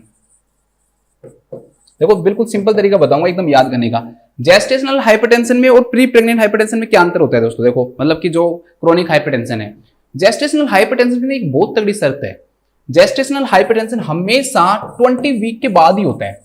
कभी भी 20 वीक से पहले, प्रेगनेंसी की जो 20 वीक है दोस्तों उससे पहले कभी भी उसको क्या नहीं दिखाई देंगे? हाइपरटेंशन के सिम्टम नहीं दिखाई देंगे। तो 20 वीक के बाद जो बीपी है दोस्तों उसका 140/90 mm ऑफ Hg से ज्यादा हो जाना क्या कहलाता है दोस्तों? जेस्टेशनल हाइपरटेंशन कहलाता है। या ड्यू टू प्रेगनेंसी अगर किसी का भी बीपी इंक्रीज हो रहा है 20 वीक के बाद तो क्या कहलाएगा? जेस्टेशनल हाइपरटेंशन कहलाएगा। क्रोनिक हाइपरटेंशन की जो फीमेल होगी उसका 5वें वीक पे देखोगे तो भी बढ़ावा मिलेगा, 10वें वीक पे देखोगे तो भी बढ़ावा मिलेगा, 15वें वीक पे भी बढ़ावा मिलेगा, उसके बाद में भी बढ़ावा मिलेगा, लेकिन 20 वीक से पहले भी आपको बढ़ावा मिलेगा और बाद में बढ़ावा मिलेगा। जबकि जेस्टेशनल हाइपरटेंशन की जो होगी प्रेगनेंसी के कारण जिसको हुआ है दोस्तों वो कब होता है? सिर्फ हमेशा 20 वीक के बाद ही होता है। इसके बाद आता है प्री एक्लेम्पसिया।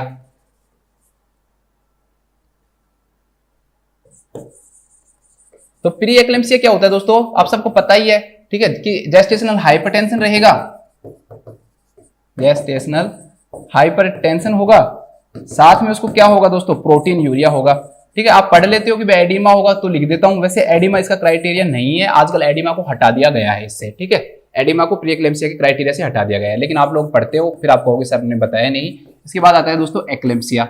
एक्लेम्पसिया के अंदर क्या होगा दोस्तों? प्री एक्लेम्पसिया के जितने भी जो सिम्टम्स हैं वो आएंगे,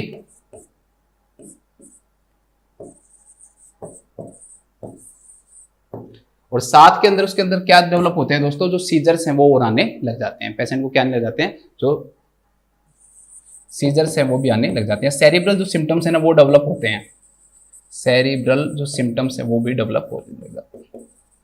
तो इसे हम किस नाम जानते हैं दोस्तों? एक्लेम्पसिया के नाम से जानते हैं। एक होता है दोस्तों super imposed pre eclampsia, super imposed pre eclampsia. Pre eclampsia तो आप सब पढ़े हुए ही हो, मैं ऐसी चीजें बताना चाहता हूं जो आपको पता नहीं है।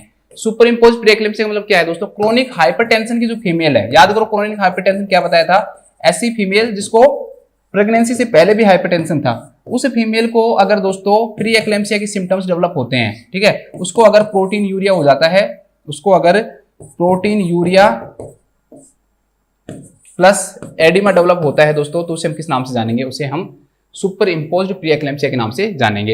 एक होता है दोस्तों सुपर इम्पोज्ड एक्लेम्पसिया, अब आपको बताने की जरूरत पड़ेगी नहीं मुझे शायद, सुपर इम्पोज्ड एक्लेम्पसिया, बस सिंपल बात है, क्रोनिक हाइपरटेंशन की जो फीमेल है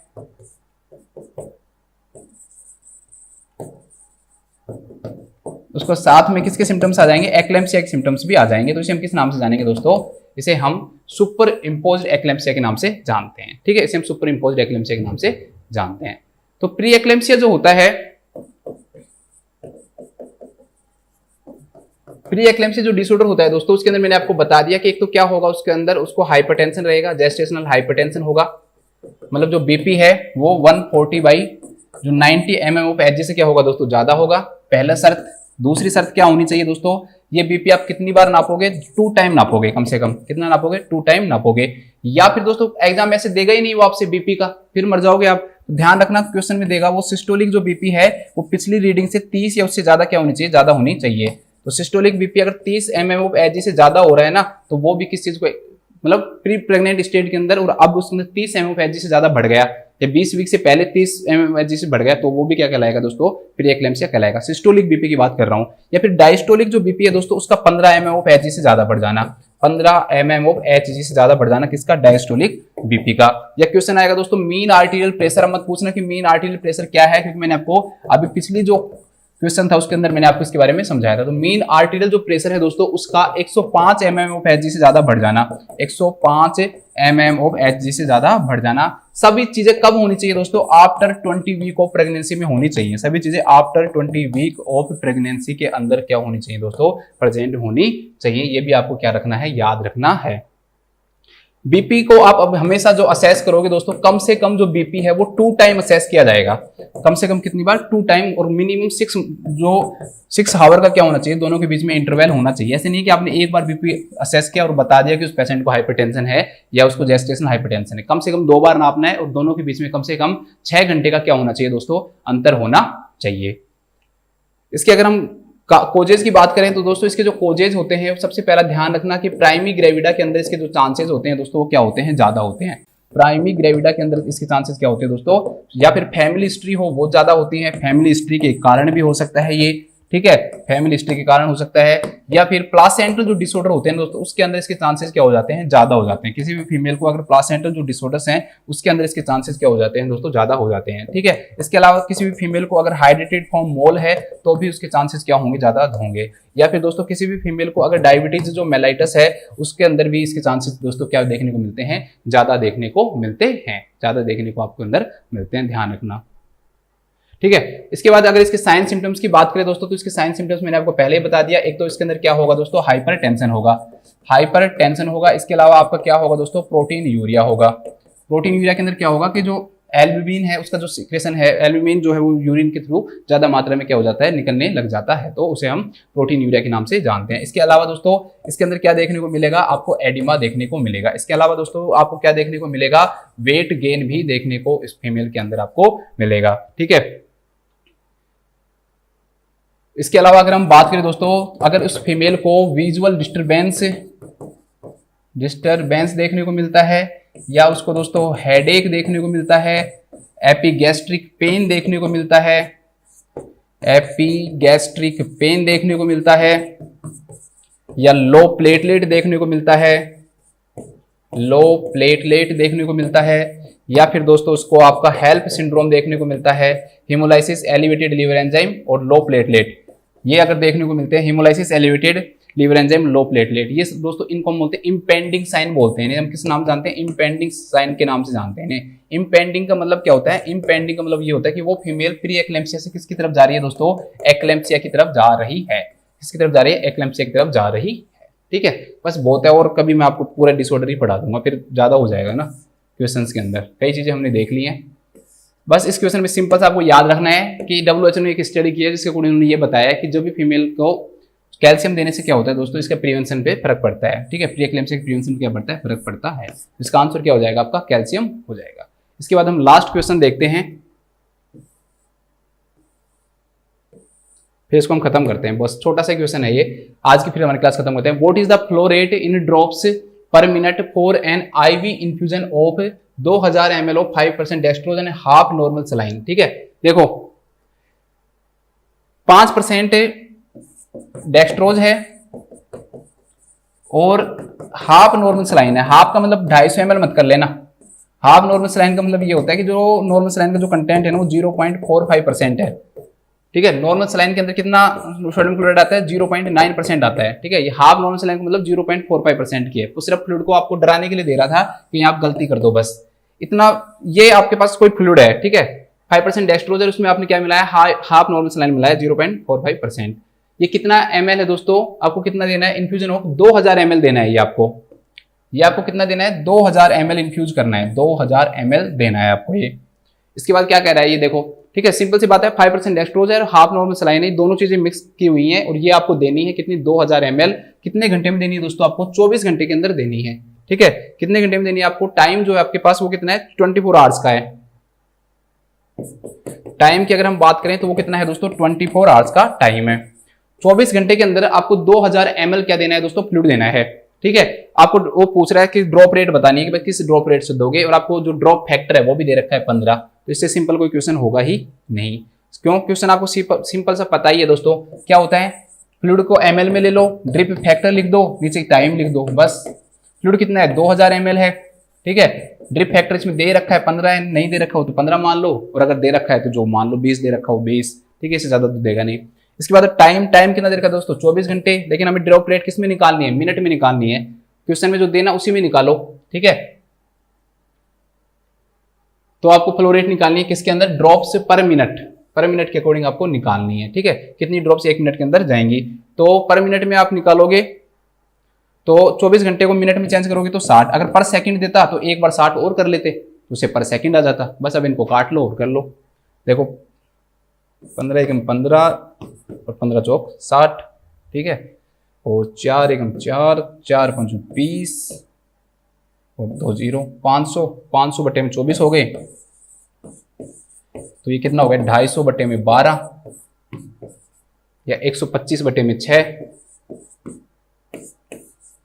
तो 6 दूनी 12, 5 भाग टूट गया, 1 0 और लगा दो, 6 8 48, बचे कितने 2, 1 0 और लगा दो, तो 6 3 18, लगभग 20.83 ड्रॉप आ गई। ठीक है, कितनी ड्रॉप आ गई, 20.83। अब 20.83 ड्रॉप तो होती नहीं है, तो इसे हम कितनी ड्रॉप मानेंगे, 21 ड्रॉप मानेंगे। तो हम कितनी ड्रॉप देंगे उसको, 21 ड्रॉप देंगे। तो यहाँ पर दे रखा है 21 ड्रॉप पर मिनट। ठीक है, उसको हम कितनी ड्रॉप देंगे, 21 ड्रॉप पर मिनट देंगे। टाइम मिलेगा तो मैं आपको ड्रग कैलकुलेशन से रिलेटेड सारे क्वेश्चन करा दूंगा। बहुत सिंपल होते हैं, इतने टफ क्वेश्चन नहीं होते हैं ये, हमें लगते टफ हैं लेकिन होते ही बिल्कुल सिंपल है। ये हमारी छोटी सी क्लास थी, फिर मिलते हैं हम आपसे नेक्स्ट क्लास के अंदर। सभी अपना ध्यान रखें, स्वस्थ रहें, खुश रहें। Thank you so much.